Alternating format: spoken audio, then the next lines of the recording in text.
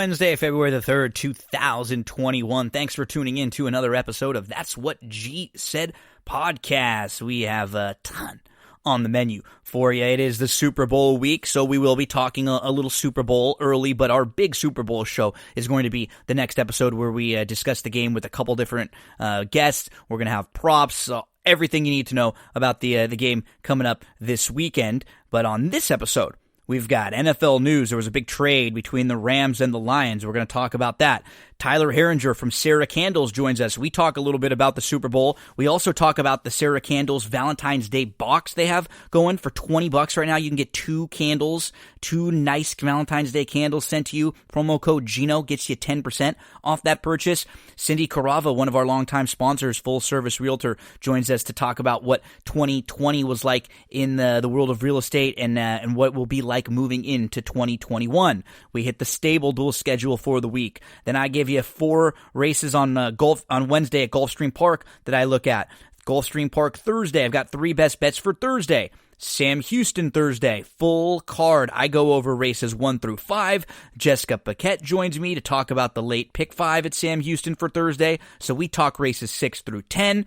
Then we hit a WandaVision recap. Tim Kelly joins me. We spend about 45 minutes talking all about episode 4 of WandaVision. And then Royal Rumble 2021 recap. Andrew Champagne and Darin Zoccali join me. We spend about a half hour talking about the event over the weekend. Some positives, some negatives, what we think moving forward about Royal Rumble 2021. So we're all over the place with NFL news, with horse racing, with WandaVision, with wrestling. You name it, we've got it here on That's What G Said. Right now, we're going to start talking some NFL with that big Rams and Lions trade.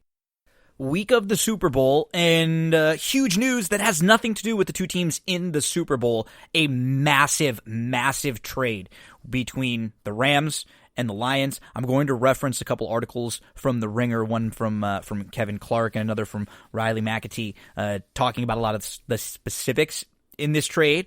So they're calling this like maybe the biggest trade in a decade, close to it. This is a huge, huge trade based on all the moving pieces, right? Not necessarily that it's like the best player in the NFL trading, but you have someone, Jared Goff, who the Rams already invested so much in, being traded and having to trade a ton of assets to a team just to sort of take on some of his contract.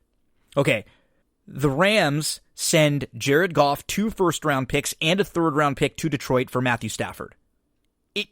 In a weird way, it feels like a win-win right now because it does feel like everybody gets what they wanted, what they feel like they needed at the moment. Detroit, they've got a new staff. They just want to start over, and they're able to get something back for Stafford. They get a young quarterback, and, say what you want about Jared Goff. He's still a competent quarterback, we think, in the NFL. Can he be the guy that wins you a Super Bowl?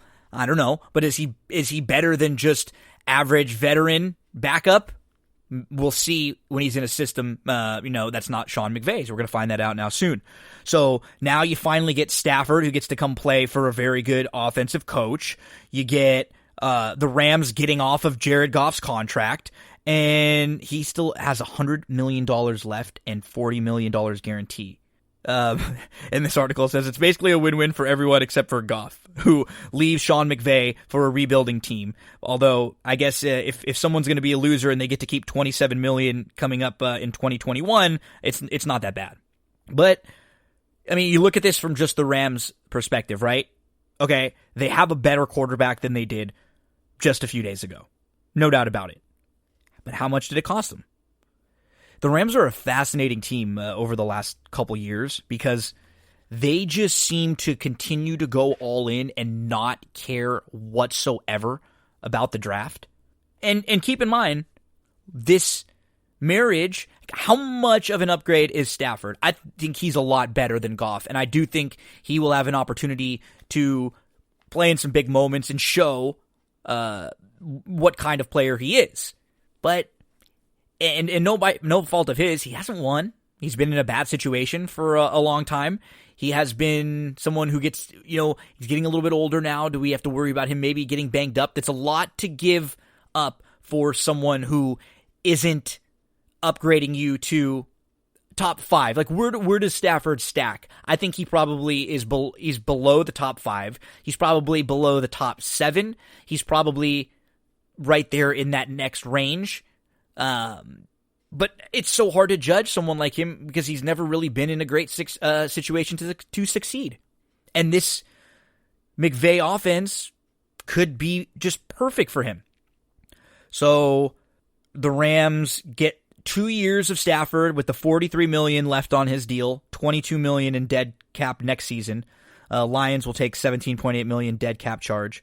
And it seemed like Goff and McVay towards the end of the year, they just weren't getting along very well, and it didn't feel like McVay believed in Goff. As for him getting banged up, it was he got benched, as much as he got hurt at the end of the year, and they just had no other options but to go back to him. And to be fair, I think in the playoff game against Green Bay, Goff wasn't the reason why they lost. But you could tell over the last year to year and a half, McVay lost a lot of confidence in him. He lost a lot of faith in him, in how their game plan was and how they approached their offensive attack. So this article from The Ringer from Kevin Clark was quoting Kevin Demoff, Rams chief operating officer, said they talked to Kevin in 2019 and said that the Rams are just going to have an aggressive approach to everything. They have now traded 7 years worth of first-round picks into deals that got them Goff, Brandon Cooks, Jalen Ramsey, and now Stafford. They gave big money to Goff and Gurley. Neither one of them are on the team anymore. Two of the guys that helped lead you to a Super Bowl. This, I thought, was a really interesting couple lines here. The Rams are betting against draft picks and dead cap charges being significant impediments to winning a Super Bowl. They were preparing to play the Patriots in the Super Bowl a few years ago, whose long view on almost everything made their championship window last for 20 years. The Rams try to do something different, constantly pushing the limits of the cap every year. The only rule is that it has to work. You just got to win, even if it's one, right? If you go all in, you have to win, and then it's worth it. And even if it's just one, it's still worth it. Unless you win all in and you end up dealing a player who becomes great and goes somewhere else and wins 5. But when you go all in, you have to win. Can the Rams now make up the difference between being a playoff team and winning a Super Bowl? Is Stafford that difference? So they just don't care about draft picks or the salary cap anymore. But what this continues to point out, the Rams have little margin for error, quote. One of the few teams who are aggressive, but they always feel like there's a way out of their mistakes. And so as a fan, I like what they're doing. I know that's not a great long-term view, but I feel like they're always trying. And it feels like, hey, they've been in some situations that were bad and they were able to get themselves out of them. The problem is what the future may look like. Now, they're set up really well right now. Keep in mind, they've made the playoffs 3 out of the last 4 years. They've got Aaron Donald and Jalen Ramsey. So on the defensive side of the ball, with those two players, you've got someone on the front side of the defense, on the defensive front, who's going to make noise, make it very difficult for the opposing quarterback. Then you got someone on the back end who's also going to make it very difficult for the opposing quarterback and sometimes shut down one of the major wide receivers. And it was great for them to get rid of the big contract like Goff. But when you look at what they have moving forward, so they dealt the first round picks in 2022, 2023, third round pick in 2021. They were in basically a bidding war where they had to outbid others. And so right now, the Rams haven't had a first-round draft pick since 2016, and they will not have another first-round draft pick until 2024. Their last first-round pick was Jared Goff. So they dealt 2 first-rounders, 2 second-rounders, and 2 third-rounders to the Titans for the number 1 overall pick, which they used on Goff. Then they started doing this for veterans. They sent a second-rounder to the Bills for Sammy Watkins, traded a first-rounder to the Patriots for Brandon Cooks.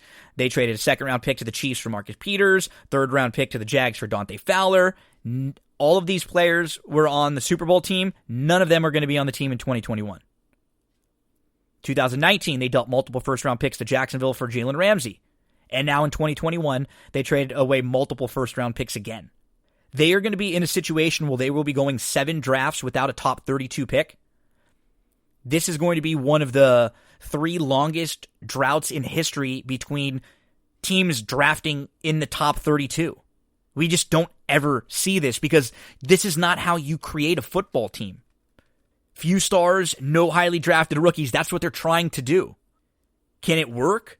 We will see. They don't have a huge margin for error. They don't have a long window right now.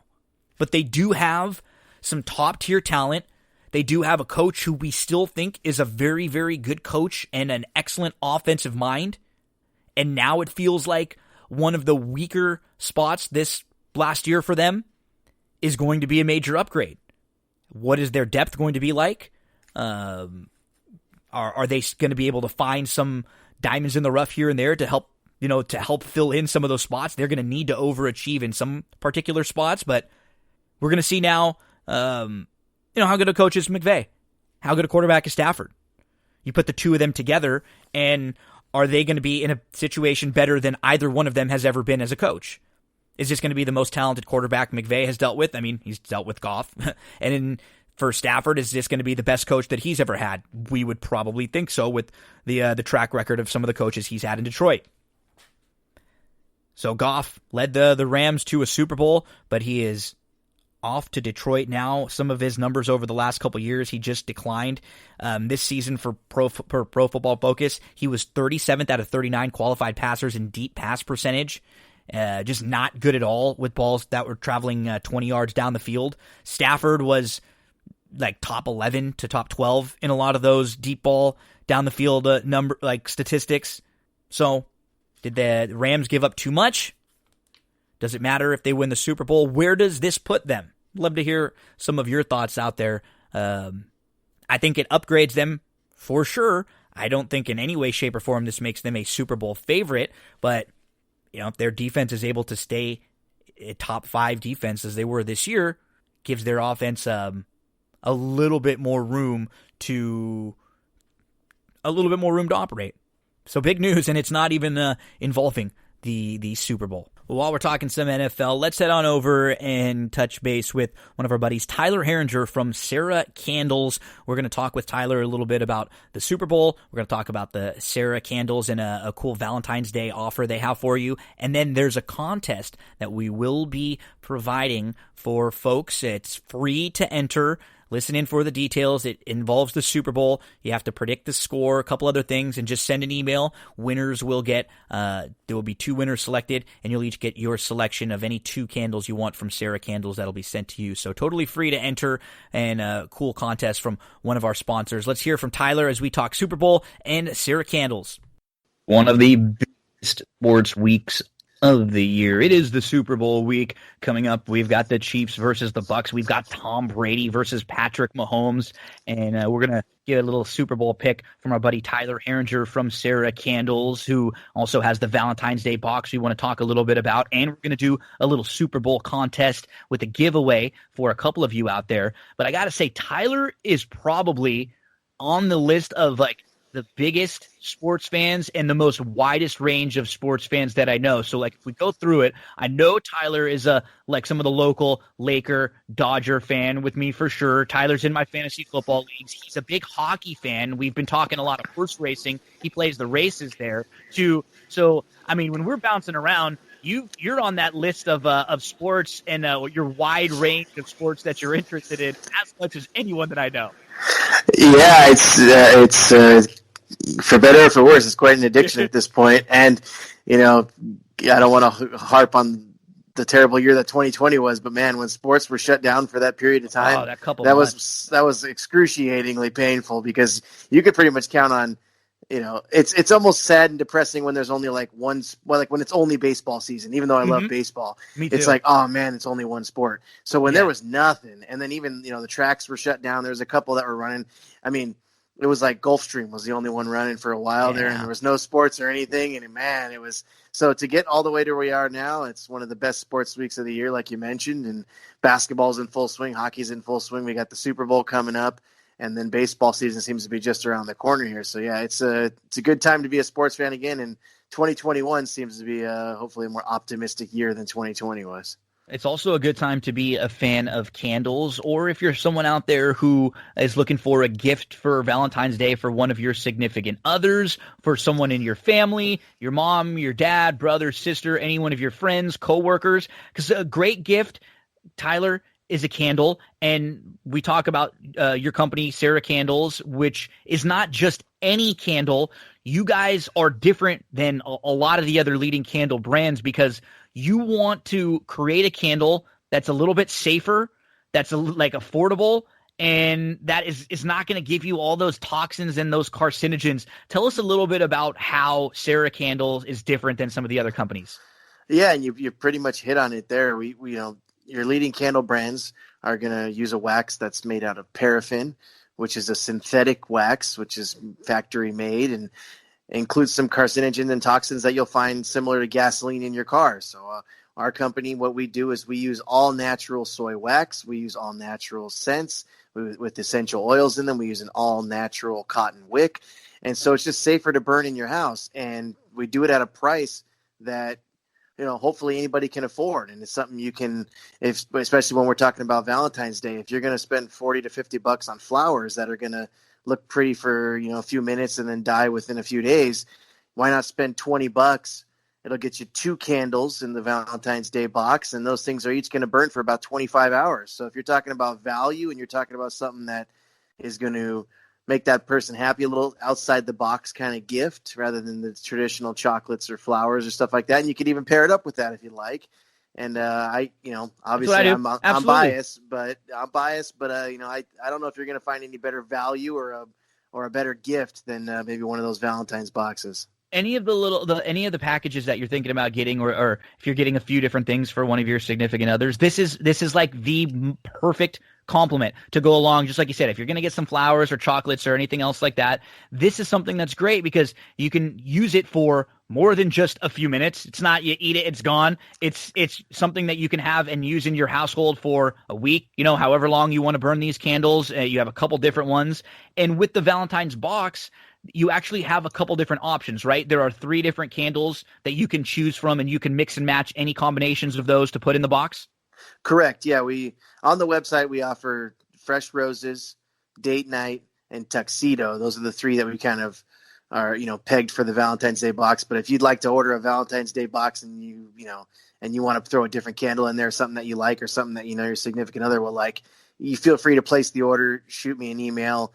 I'll see it right away. We can make accommodations for just about anything. But the suggested ones on the website are the ones that we feel would pair nicely for a Valentine's Day box if you're new to candles and you kind of have no idea what you're looking for. But yeah, those are the 3 we would recommend. 2 out of those 3, you've got any combination you like. But again, like I said, if you want to put something else in there, you let us know. And you get 2 candles for $20. And if you use the Gino promo code, you get a couple more bucks off. So yeah, I don't know how you're going to find a better deal out there this time of year. And you won't. We'll ship it right to your door, and it's going to be in a Valentine's Day box too. That's what I was just going to say. You don't have to wrap it. No wrap. It's a little box. It's all set up perfectly for you. It's got the candles inside with the little frill there around the candles too, nicely decorated. And it's just, you will not get better for your $20. And if you're listening and you haven't done your Valentine's Day shopping yet, or you're starting to, just go right now to the website, sarahcandles.com, put in an order for the Valentine's Day box, use that promo code GINO. It's going to get you an extra 10% off. And you will not be disappointed. I can promise you, after you light a few of these, you're going to be ordering more and more and more. They're great scents. They are, and this is Valentine's, but we had the Christmas box a couple months ago for Christmas. Once new holidays come up, and once the different seasons of the year come up, you're always experimenting with new scents, trying different things out. So I'm sure with after this, with Easter and Mother's Day and Father's Day, things coming up, there's always a way you can use Sarah Candles to find gifts and to find like meaningful things for some of the people in your life. Exactly, and it truly can become a a bit of a slippery slope if you get into candles and you start liking them the way that I do and the way that I know you've done. You can really start getting going with the scents. You go, okay, now we're into spring, and I've got about 5 or 6 different spring scents I'll be releasing here in the next few weeks. Then we're into summer. I've already got some summer scents lined up. Then before you know, we're back into the fall, and so you end up using like 7 or 8 different candles depending on the kind of mood you're in or the type of season that it's in. And so, again, for that price, you can get one of the small candles for just $12, or if you use your promo code, you get a couple more bucks off. So all year round, you can really find something that'll fit the mood, fit the season, and you can do it for pretty cheap too. So I again, I'm biased, but I lean that way if I were you, and looking for gifts and looking for stuff for people, and you'll probably end up getting hooked yourself. Let's talk about the big game coming up this week. I mean, if you're on the TV networks, or if you're someone covering the game, or even just for like novice fans, this is about as good of a game as you could have with Tom Brady and all the storylines of him leaving the Patriots, coming to a new team, the Bucks. The Bucks are playing at home. Brady's playing against what people think is the future Brady. Mahomes, who's been incredible, and this could be back-to-back for them. What a juicy, juicy game for this year's Super Bowl. Yes, you kind of hit on it all there. There's is this the changing of the guard, or is it one last stand for Brady? And there's so many things in play here. And, conventional thinking, and if you look around to what most people are talking about, it seems like everyone's kind of got their money on the Chiefs. And what we know from the NFL is that when everybody's going one way, you got to make sure to take a peek the other way. And people counted out the Bucks last week against Aaron Rodgers and the Packers, and we saw what they did. And you never want to count the Chiefs out, because Andy Reid is so good with him and Eric Bieniemy running that offense. Of course, Mahomes is otherworldly. But you just can't count the Bucks out. They've got that defensive front that's been really disruptive, and now the Chiefs are losing one of their offensive guards in Eric Fisher. Patrick Mahomes, does he have turf toe? What's going on with that? If they can make him a little uncomfortable in the pocket, I know the Bucks' pass defense isn't the greatest, but maybe there's a path there where they make him a little uncomfortable in the pocket. Maybe he's not as mobile, as we didn't see him run it very much at all last week. Yeah, Mahomes. So, my gut tells me that the Chiefs, they seem to always find a way. But the line being only 3.5, that tells you that maybe there's more to this, and that leads me to believe it's just one play. When it's 3 points like that, it could be one play here or there. And do you want to be the person who says, yeah, Tom Brady's going to lose this one, when he's done it time and time again? So it's tough. It's tough to pick who's going to be a winner here, but that's what we want for the Super Bowl. Right. We want a good game. We want a close game. We want something that's going to keep us attached to the TV all the way through. And I'm expecting a great game. And I think you hit the nail on the head. Like it depends on, if you like one of these sides either way, try to get your best number. Like at 3.5, I'd go Tampa. I think it's a field goal game at 3, or if it were to 2.5, I'd probably go KC. Just from a pure betting standpoint, I think in my complete gut as of right now, and Tyler and I are recording this still early in the week on Tuesday, I'll do a little bit more handicapping and see how some of the money's moved around and things we find out over the next couple of days. But if you put a gun to my head and said you had to pick one, I think I'd pick the Bucks. I do. I think I feel sort of like it's Brady and maybe a magical year for them, because things have just gone really right. They have to win games on the road in 3 straight weeks to then get a home game in the Super Bowl. It's just it would be such a perfect story for them with Brady going there. I think either way, Tyler, it's going to be a damn good story, because we're either going to have Mahomes as the new guy with back-to-back Super Bowls, or it's going to be Brady went back. Brady went back now. He's the champ, and he did it for a team that was not the Patriots. So I'm really pumped as a football fan. I think it feels like you are too. Yeah, I mean, it doesn't get any better than this. Like you said, no matter who wins.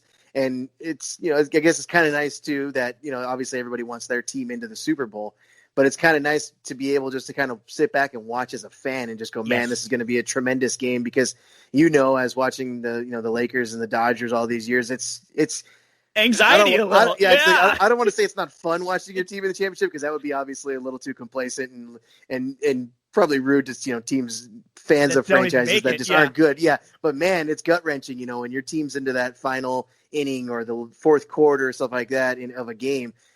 and there is a little bit of relief just being able to watch a Super Bowl like this and just know that it's just going to be, or hopefully it's going to be a great game, and that no matter the outcome, you should be satisfied.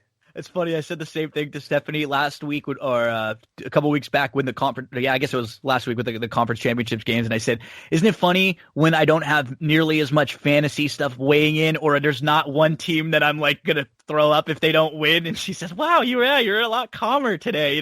This was a little different, and maybe this year for maybe it'll be a little easier for us with the Dodgers and Lakers since we just won one last year. Maybe we'll feel a little bit like, especially with the Dodgers. I think we as fans, especially with our age, we needed to be able to just see that one happen before. Now we can sort of at least take a deep breath." Exactly. You take the deep breath, and now maybe it gives a whole different perspective on it, and the tension and the cloud hanging over is lifted. And I would have to imagine that, despite Brady being the winningest Super Bowl quarterback of all time, he probably feels a little bit of that pressure and that little bit of that cloud, just because now he has a chance to do it outside of the Patriots. And then, he'll have the talk of the town, and the sports radio talk will be saying he won the divorce and, all that kind of stuff against Belichick. So yeah, I got to imagine there's a little pressure there, but even though the Chiefs were there last year, I'm sure they're feeling a little bit too, because everyone's starting to, if they don't win it this year, now they're going to say, well, was that it? Was that their 1 year? Was that their chance? And, the chatter will start there. So I'm sure they're both teams are excited to be there, and we're definitely excited to watch. Okay, so what we're going to do is we're going to combine a couple things that we love. We love Sarah Candles. We love football. So we want to put together a contest for all of the listeners of That's What G Said podcast. And it's going to be a really, really simple contest. It's going to be involving the Super Bowl. All you have to do is predict the score of the Super Bowl, and then there are going to be two tiebreakers that you also have to answer. So predict the score of the Super Bowl, and then your two tiebreakers. Who scores the first touchdown, which player, and who is the Super Bowl MVP, which player. So the entry for all of you that want to get involved should be something like this.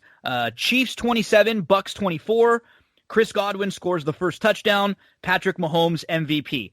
And what we are going to do is and by we, I mean Tyler with Sarah Candles, we'll be giving away 2 sets of candles to 2 people who are closest to predicting the score. So all you got to do, give us the score, who wins, who loses, give us the exact score, first touchdown, and the MVP. Send it to the email, That's What G Said Podcast @gmail.com. Make sure you write podcast out as part of it. That's What G Said Podcast @gmail.com. I'm going to go through all the emails, and we'll stop this like right before Super Bowl Sunday, maybe an hour or so before the game starts. And Tyler, you are going to give to 2 people. You'll send them 2 candles of any scents they want, any of their choices, and we're going to pick 2 different people to send them just to give them a look and a smell of how good Sarah Candles really are.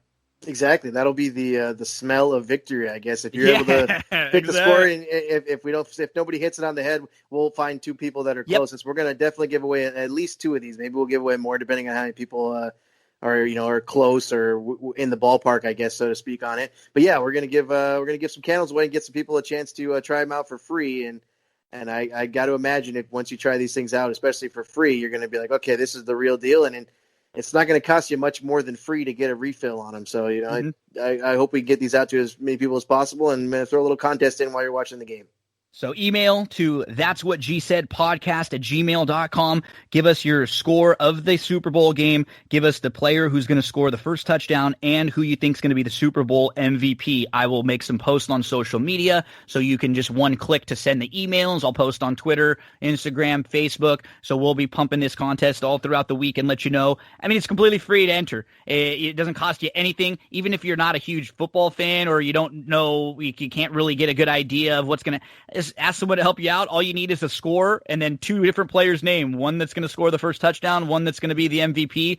Pretty basic, pretty simple. And as Tyler said, if we get a bunch more entries in here, I'll make sure we even get a couple more prizes out, because we just want to have some fun and we just want to show everyone how good these Sarah Candles really are. I'm also going to have some videos out on social media going through the Sarah Candle website throughout the week. We'll show you and we'll give you an in-depth look at what the Valentine's Day box looks like, and we'll kind of navigate our way through the website with a little video so you can see some of the different scents and some of the different sizes and everything Sarah Candles has to offer.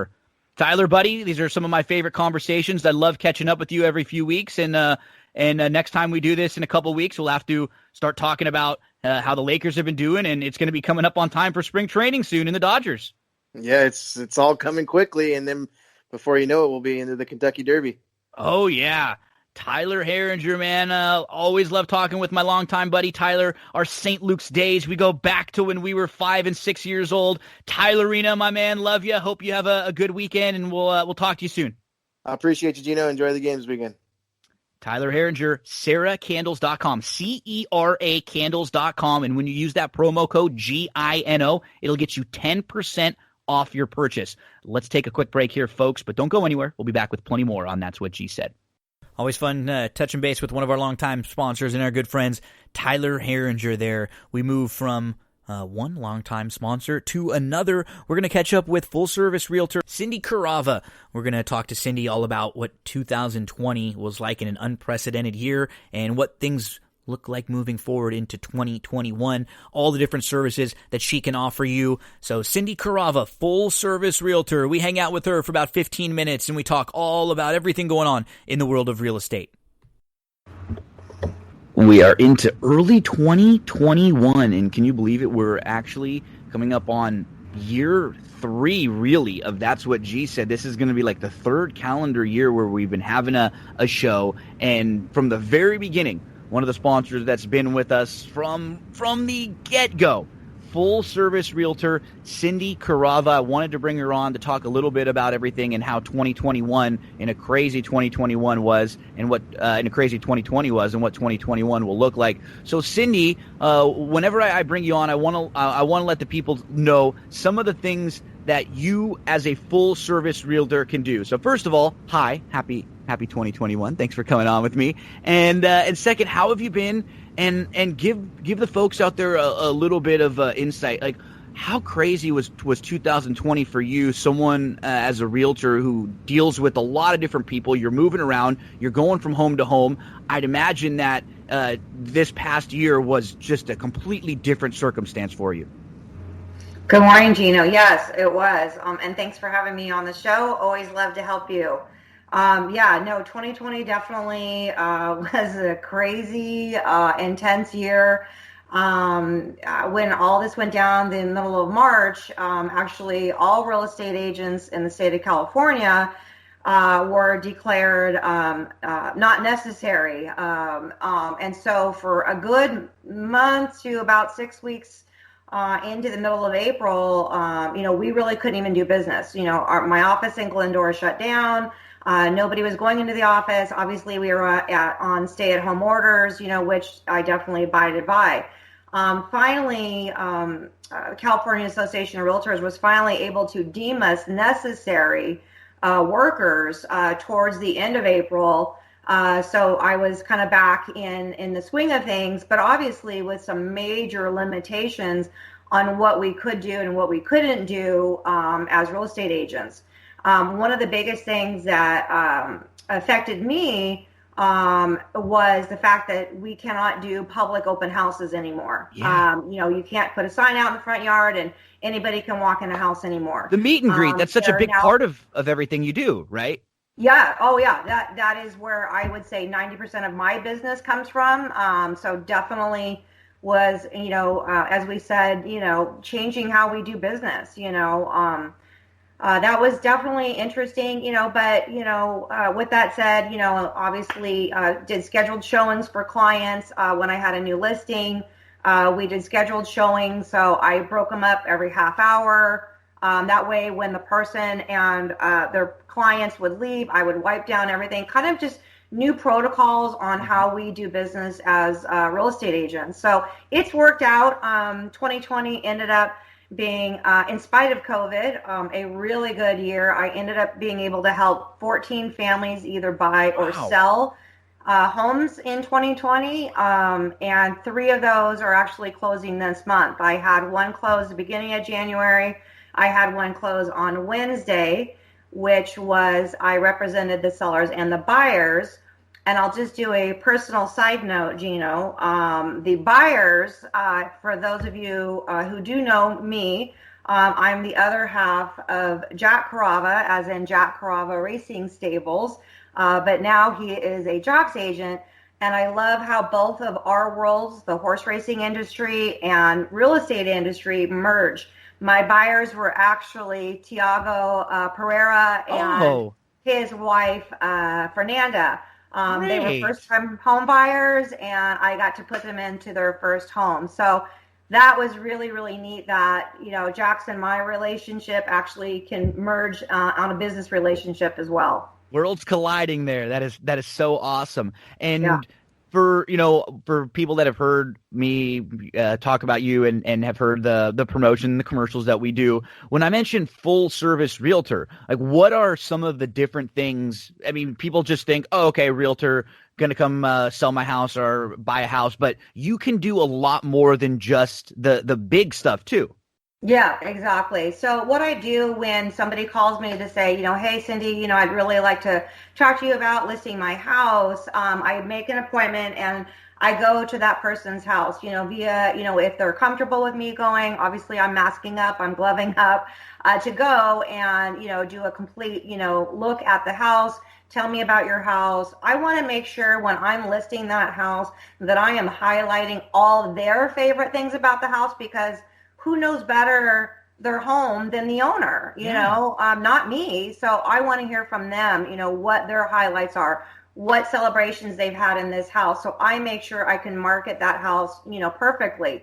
A lot of times I will suggest maybe decluttering a home, bringing my stager in. I have an amazing stager, Marissa, who is on my team, and she will come in and, make the home look like a model home.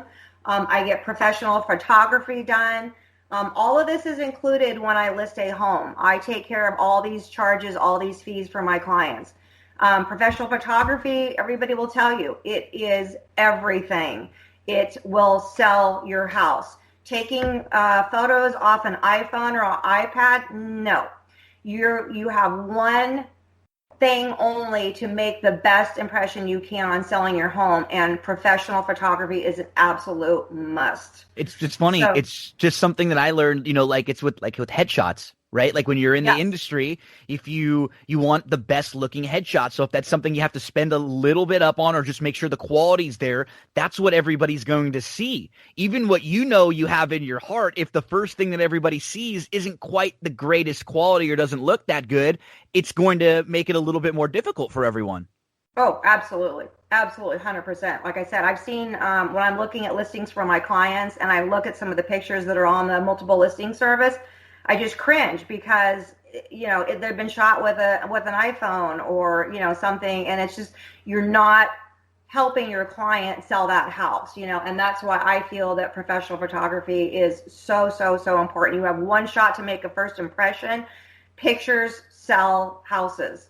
I have a new listing that's coming on today. I've already had my photos done. The photos went up on the MLS yesterday. I already have 7 appointments for tomorrow and 5 appointments for Sunday. So it really does make a difference, doing the best you can. I also have a marketing assistant that I use to make sure that the listing, gets out on all social media platforms. I'm huge on Facebook, Instagram, and LinkedIn. Find me. And like I said, it just, I am definitely, and if, there's a house that needs maybe some TLC in the front yard, I've got gardeners and landscapers that I can recommend to come in and maybe plant some flowers to give it that pop of color, that great curb appeal. There's just a lot. I've got, as you said, full service. I've got landscapers, housekeepers, painters, electrician, handyman, anything that we need to get a house ready to be put on the market. Or I have past clients that, need something, hey, Cindy, I want to paint that room. Do you have a painter? Yeah, I do. Let me send you my painter over. So, and like I said, they're people that I highly recommend and I use in my own home. So I really, I trust them and I know that they'll do a good job. Yeah, and even with the money side of things, right? If somebody's needing help with getting approved for a loan or pre-approved, there's even that's what's great is that you have your hands in all of the different places. So the people like that. Somebody needs help getting pre-approved, you've got lenders that you can point them to. I do. I actually have two lenders that I work with all the time, and they're both amazing. And I use them because they can get the job done. They're on it. By the time I hand them a signed purchase contract, I mean, we've already got the appraisal ordered. I've already called to get their inspection, ordered. I mean, we are just on it. And these two wonderful ladies that I use, we are able to close escrows right now in 30 days, which is kind of unheard of because of COVID. Things are taking longer. You're doing the opposite. I'm like I said, but it's all in who you're using as a lender, and these are both direct underwriting lenders, and they do an amazing job. So, yes, I do have the resources for that as well, Gino. Folks, I'm not lying. This is the Sales Agent of the Month. Just won the $1 million award right now for Coldwell Banker in Glendora. I'm talking to full service realtor Cindy Carava. So Cindy, what is it for you right now? Like, how many listings do you have out there? And we talked about, you're all over social media. CindyCarava.com is basically the home base website where you can get all of your information, all of your listings, like one click away from getting in touch with you, checking out all the social media. So what kind of stuff do you have on the website right now? Like I said, I have my new listing that came out today. It's a condo in Glendora. And I have a couple other things in the pipeline that are going to be coming up. What we're hearing from the experts, for the market for 2021, interest rates are going to stay where they are right now, like around the 3%, 2.75 to like 3%, at least for the next 3 to 6 months. Inventory is super, super low everywhere, which means that there's hardly any homes on the market. I did a video last Sunday for Glendora, San Dimas, and Laverne, and literally Glendora had last Sunday 33 homes for sale, from about 590,000 up to 6 million, and 33 homes. And then when you compact that down to your price range of say 700 to 900,000, you've got two houses or three houses in each range. Yeah. This is what is driving home prices up right now because they're so low of inventory. So people, if you are even thinking remotely, should I sell in 2021? Absolutely yes. You will get top dollar for your home right now. So make sure you call me. Great information from full service realtor Cindy Carava. She mentioned you probably have heard the name before, especially if you're listening to this show. You've probably played the races, or you've seen me on TVG or heard us covering races. And Cindy's husband, Jack Carava, longtime trainer, now has been moved over and is doing a phenomenal job as a jocks agent with Tyler Bays, who's winning tons of races right now out here in Southern California, again, moving back. So Cindy, moving into 2021, everything, as much of, I think all of us want to try to turn the page on 2020 into 2021. We all have a little bit of, I think, whatever field that you're in, maybe a little bit of excitement, enthusiasm. We all just kind of hope that this year will be better for everyone overall. And it looks like for, how better to try to turn the page than to either move into a new home, to upgrade your home, to make a couple tweaks and make a couple changes if you can afford to do so. I'm thinking a lot of people are going to want something new in 2021, and what better than a brand new home for you and your family? Absolutely, Gino. Absolutely. Cindy Carava, full service realtor. You heard all the great ways you can follow her on social media. You can check out all of her listings. If you follow me on Facebook, I'm always sharing a lot of things that Cindy has. If she's got a new something she's working on, anything new that she's selling, always want to show you some of the great stuff, just some of the beautiful homes that she's deals with, and some of the great people too. Cindy, thank you so much. I know you're busy and you've got a lot of stuff coming up, but I just wanted to check in with you and let everyone hear how 2020 was and what to look forward to in 2021. Love you so much. You and Jack and Brittany and Megan, tell the whole family I said hello. Thank you for being such a great supporter of That's What G Said from the beginning. And anything you ever need, please just let us know. Awesome. Thank you, Gino. Love you guys too. Thanks so much for having me today. Folks, that was Cindy Carava, full-service realtor. Don't go anywhere. We got plenty more coming on That's What She Said.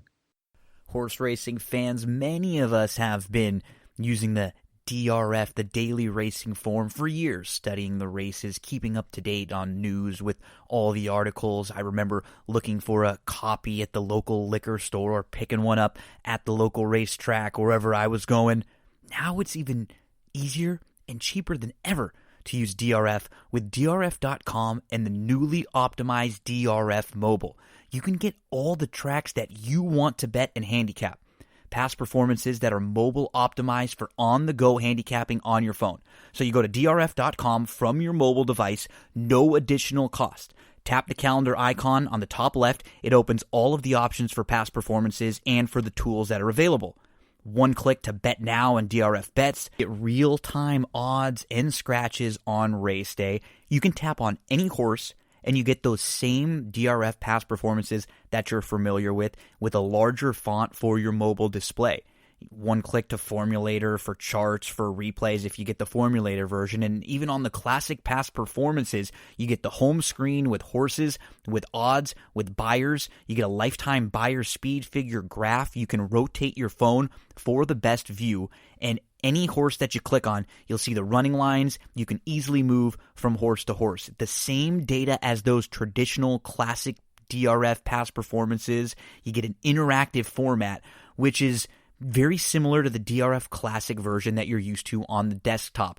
Every card includes live data updated instantly with those scratches, and so you get the accessibility from desktop to phone, cross-device functionality. You can take your notes and save them from one device to the next, and then access your account on any of your devices. On-the-go handicapping and wagering, multiple formats to view. You got the overview page with recent speed figures, current day's odds, easy access to expert selections and analysis. You got the buyer speed figure graph with lifetime buyer speed figures and chart notes for every horse. And you got those traditional DRF past performances that are just newly optimized for your mobile phones. They are constantly upgrading, improving, and making everything easier for you to get your handicapping done at DRF.com. Nice to chat with Mrs. Carava there. Make sure to get in touch with her if you need anything at all in the world of real estate. And she's going to give more information in the next few weeks as to some of you who are not in the state of California. She can also help you out and put you in touch with people if you need anything else all over the country. So just keep an eye out for more information about Cindy Carava, her website, cindycarava.com.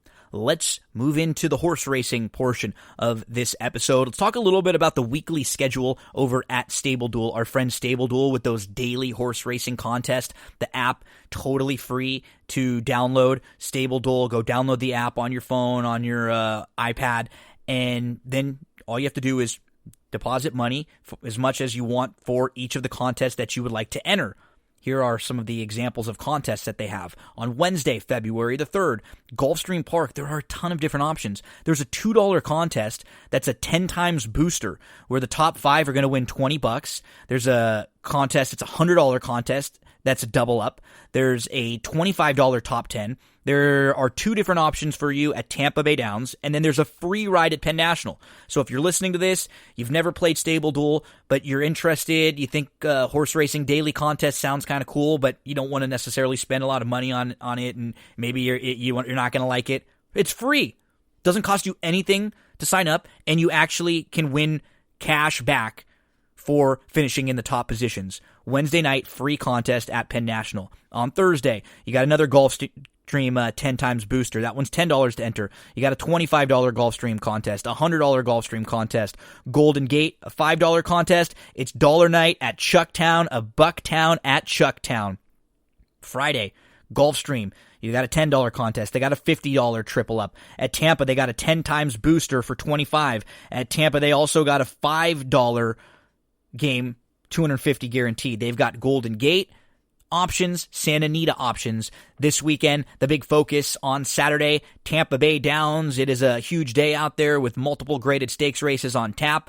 $50 contest, $7,500 in cash prizes on Saturday. They also have Gulfstream, Santa Anita, and Golden Gate options for you. And then on Sunday, There's Gulfstream Park, 2 different options. Laurel Park. There's a free ride at Tampa. There's a Golden Gate contest for $1. There's a Santa Anita contest. And then there's a High Rollers private game where if you entered the games on Saturday, you get to get invited into this game that has a $3,000 pool.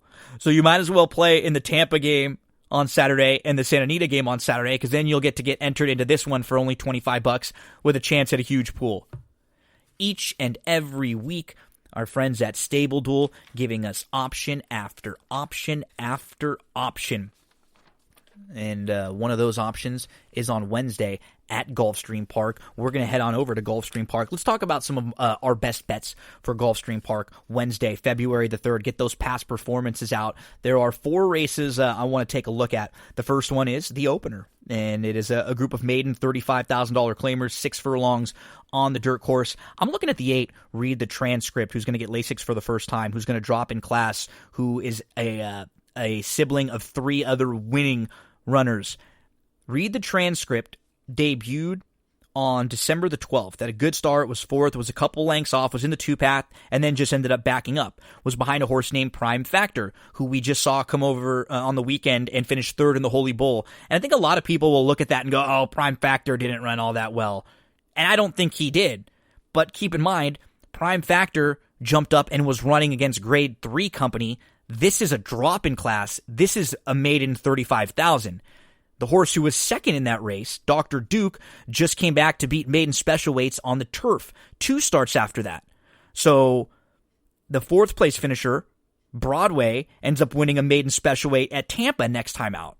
That race is really, really live. Read the Transcript has a little 3 furlong speed blowout recently at Gulfstream Park, drawn well towards the outside. I like Read the Transcript quite a bit. Make sure to use this one in the opening leg of your pick 5. We'll play a few bucks to win on the number 8 if we can get anything around 9-2 or so. Let's move to race number 4. I'm looking at the number 1, Highway Bound. He's going to try the turf for the first time. I honestly just think he's better than this group. I look at the races that he's coming out of, and they're very strong. Okay, so last time out, he's in the stakes race, the Limehouse, and he finishes behind Drain the Clock, who we just saw come back and win the Swale, the Grade 3 Swale, by 6+ lengths. And in his debut, he's behind 2 next out winners, one of them named Highly Motivated, who comes back out of that race to win a stakes. The runner-up, Known Agenda, came back out of that race to win, and then was 3rd in the Grade 2 Remsen. I feel like Highly Bound is just better than this group. These connections are on fire right now. Mott and Alvarado in particular on the grass. I think the one Highway Bound going to be very, very tough. The Dam was a Grade 1 winner, never turfed. I don't know how much this guy really wants the grass. I don't think he will be bad on it. I just think he's better than this group in some of the races that he's coming out of. So give Highway Bound a look. Make sure to throw him into some of your early exotics there in the 4th. Let's go to race number 8. And I'm looking at the number 1 in here, To a T. So To a T debuts on the grass. I think you can put a line right through it. That's against a open maiden special weights at Gulfstream Park West. Comes back on October the 30th, drops in class against maiden 50s, sprinting on the dirt, wins, sits off the pace a little bit. It's a good effort. Then hooks a tougher group and stretches out, tries a mile, just trying open company at Gulfstream Park. Now you get a horse who's going to cut back. You go back to a dirt sprint. Now you're in with Florida breds for the first time after facing open company. I normally don't like playing fillies like this or horses like this in general from the rail when they have sort of a tactical style, but she might be able to get a perfect trip if she can just take back and sit 3rd or 4th and just take back, look at a lot of the speed in here and angle around them. Include the Beast won't be far out of it. Mon Petit Chou won't be far out of it. Demo Wonder won't be far out of it early. Foolish Heart is really quick. Splash Cash is really quick. I don't think Battle Cry is going to be on the lead, but I don't think we'll be too far out of it. To me, To a T has an opportunity here. Moving in with Florida breds, have a big say in this race. Throw the 1 into your late pick 4s, pick 5s. If I can get around 8-1, I'll make a win wager on the number 1, To a T in race 8 on Wednesday at Gulfstream Park. In the 9th race, let's go to the 8. Finding Fame. I was just really high on this filly last year. I loved what we saw from her, and she went to the bench in June, and we haven't seen her since, but she's training really well. She was a fine second in her lone defeat, and Suga's really, really good off the bench. I think she's going to be able to show some of that improvement from 3 to 4, just a little bit of maturity. Number 8, Finding Fame. If we can get around 5 to 2, we'll make a win wager, maybe a late exotic single for me in race number 9 there at Gulfstream. So in the opener, the number 8, race 1, the 8. In race number 4, the number 1. In race 8, the number 1 to a T. And in the 9th, the number 8, Finding Fame. Those are Gulfstream Park plays for Wednesday. Let's jump to Thursday, and we'll stay at Gulfstream Park. I've got 3 plays over at Gulfstream on Thursday, February the 4th. Let's turn to race number 3 for Gulfstream Park on Thursday. I thought the one Indy Tourist was interesting. So Indy Tourist last couple races, I just feel like have been against tougher. Excess Magic was second, just beating a nose at the Texas Turf Mile at Sam Houston over the weekend. That's a really tough race, and it was a deep race. Invincibility didn't run well, but was also in there against tough. You see Musa Tebek, who is going to be on the shelf for a little while, but that's a nice runner. Indy Tourist was chasing in second, was in the 2 path, was within a length, and just faded. I just feel like he was in a little too tough last time out. Comparing the races he comes out of to the races everyone else in here comes out of, another situation where sort of like what we were saying at Gulfstream Park on Wednesday, is he just looks better to me, and the races he comes out of are just better. And he has the inside draw, should be forwardly placed. The number 1 Indy Tourist. If we get anything over 3 to 1, we'll make a win wager on that one. In the 4th at Gulfstream Park on Thursday, Open Maiden Sweat Specials going a mile in here. I thought the 2, Emma Rose, she bumped around in the gate, and the rider actually dismounted. She was bumping, she was knocking around, which you never like to see. They had to keep backing her out behind the gate. And then she loaded, and she went fine. She had a good start. She was tracking second. She was about a length off in the 2 path. She ends up getting caught in between horses. She gets shuffled back a couple lengths to 4th. She came on again on the inside. I thought it was just a really bad ride. I'm not surprised to see a jock change off of that. You have a barn who's been a little unlucky and is due for a couple of those runner-up efforts to flop over and get into the winner's circle. So Emma Rose, I think, is going to fire a very big effort in here, and she should be pretty close on the stretch out. Emma Rose, the number 2, anything around 3 to 1 makes sense on this one. Let's move to race number 6 for our final play on Thursday at Gulfstream Park. I'm going to the 6, Reinforced. So she has raced twice. Both of those races came up at Woodbine. In her career debut, she was excellent. She was a step slow, then she was asked to get the lead inside of a couple others. A little green, a little goofy late, but she just showed a ton of ability. Then in her last start, she broke with the leaders. She took back to 6th, 7th. She's about 3 lengths off, 3 deep. She was chasing a lone speed winner. Super Sensational, who I absolutely love. And she tried to make a big wide move, but she was just a little flat that day. She didn't have pace to run at. Reinforced. And the race she comes out of has come back very strong. Super Sensational, the winner, came back to finish second in the Silver Bullet Day. The horse who won the Silver Bullet Day was Charlie's Penny, and she was 4th in that very same race on October the 17th up at Woodbine. Reinforced comes out of a loaded race. She showed ability. I think she's got a little versatility to her because she won on the lead, but she did make that little middle move. I do see her being able to sit off and pass horses. There are a couple to the inside that have more speed than her. Reinforced, the number 6 in race number 6. It's my 3rd and final play for Gulfstream on Thursday. In race number 3, the 1, Indy Tourist. In race number 4, the 2, Emma Rose. And in race number 6, the 6, Reinforced. That's Thursday over at Gulfstream Park. Time to get into some Sam Houston. I'm going to hit the first part of the card, and then Jessica Paquette joins me to talk about the late pick 5, and then following that, I will do a little quick recap of some of my selections again for the late pick 5. So as we get into the opener for Sam Houston for Thursday, get those past performances out for race number 1. We got 15,000 claimers in here. I lean towards the 6, Milton Town, who is the chalk, and he did have legitimate trouble. He got shuffled on the inside. He was tracking behind the leaders. He was within 2, and he just had absolutely nowhere to go last time that we saw him. He makes a ton of sense in here. I prefer him over, St. Louis guy who's going to take a lot of money on the cutback. Impact player makes a lot of sense. Look who he was just behind, Sky Ride, who came back to win that $75,000 stakes race on Sunday there, and he keeps coming out of live race after live race. If you're looking for the price to maybe use, maybe the 3, Rumpoli, who has been behind Direct Dial, and he's another one who comes out of some good races, but he just has not been in good form. A positive is he's run well in the past here at Sam Houston, and he does have some speed. I just don't think 6.5 furlongs is really what he wants to do. He drops, he's probably the quickest in here, but he's not in good form. He has 1 win at a mile, and his other 5 victories are at 6 furlongs or less. So 6 for me. I'll single if you want to play some early pick 3s. I'd play a pick 3, like 6 with 3-4 with 1-2-4. Something like that to start in an early pick 3. As we move along to race number 2, and I'll lean towards the 3, Run On Girl. There is just no speed whatsoever in here. I know she has to prove it. She has to prove she can go this far. She has to prove she's this good. Her lone victory came going 4 furlongs, but there's just no other speed in here. Another knock on her, the horse that beat her recently, Kitchen Match, came to Sam Houston on January the 9th and on January the 21st, finished last of 7 and last of 10 against 5,000 non-3 and against Texas bred 5,000 non-3. So it's not even like she's coming out of some of the stronger races in here. I just don't love the favorites.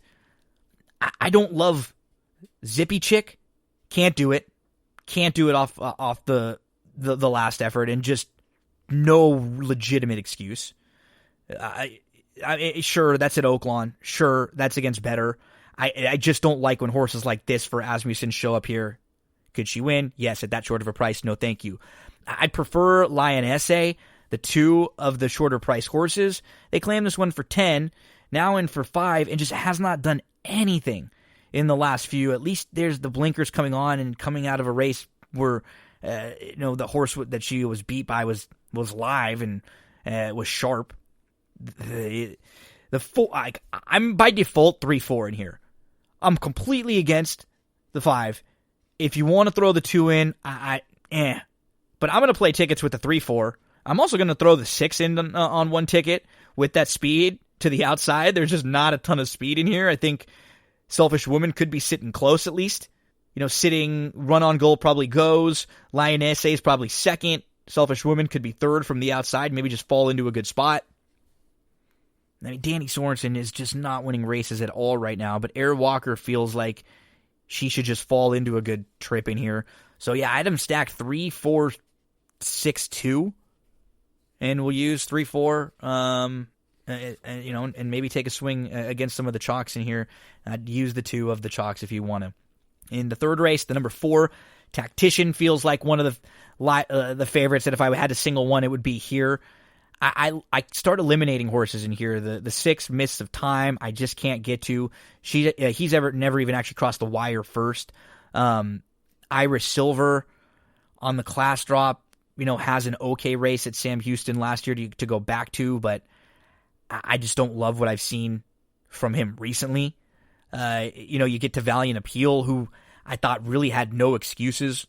He just couldn't. I didn't love his ride, but the race he's coming out of has not come back good. Winter Wolf was 5th next out against 15 non-3. Three-Eyed Raven was 4th next out against 10 non-2s, and that was behind Roll On Curlin. So Violent Behavior is actually coming out of a better race because Roll On Curlin beat Three-Eyed Raven. Three-Eyed Raven was 4th. It's what stinks about this race from just a wagering standpoint is that the horses who I really feel like are the strongest are the 3 chalks. When you're in that situation, I single the one that I like the most, which is the 4 Tactician. Let's look at him and dig a bit. He broke his maiden last time out after a slow start. He was actually last of 6, and then he shot through the inside to the lead with a couple other horses to the outside of him pressing, and they just sort of handled him like they were confident. His races at Saratoga weren't very good, but those were at Saratoga against maiden claimers.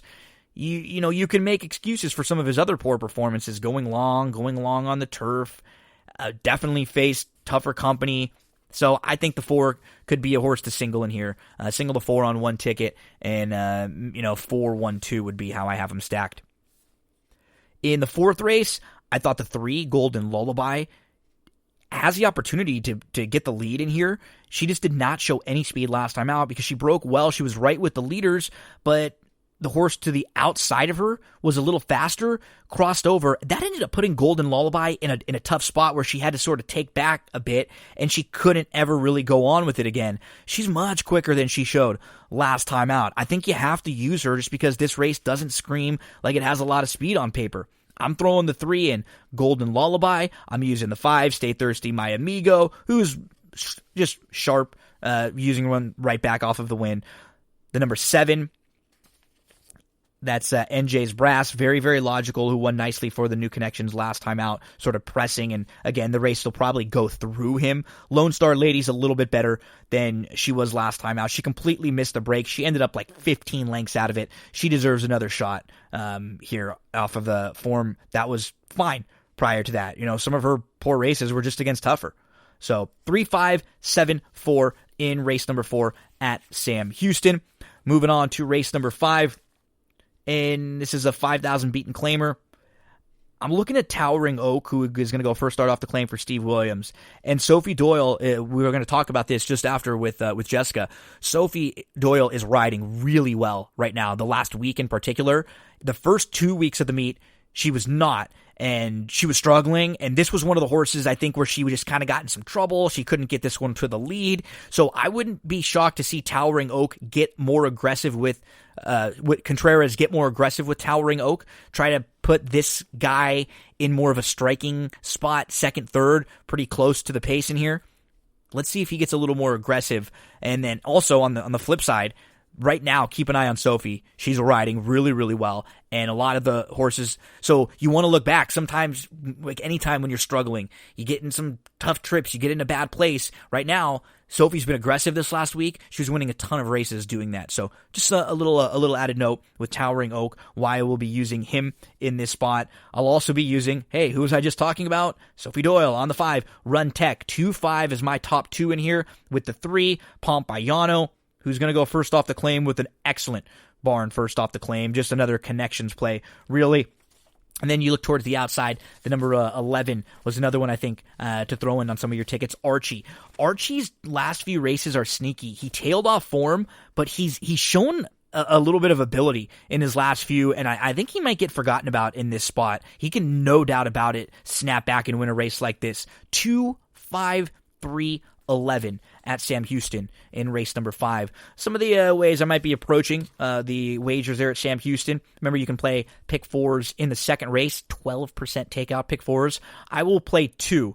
I'll play one of them where I go 3-4 with 1-2-4 with 3-4-5-7 with 2-3-5-11. I'll play another one that I build around singling in race number 3 with the number 4 Tactician. So it'll be something like 2-3-4-6 in the second, with the 4 in the third, with the 3-4-5-7, with the 2-3-5-11. A couple looks at different pick 4 approaches to take there at Sam Houston on Thursday.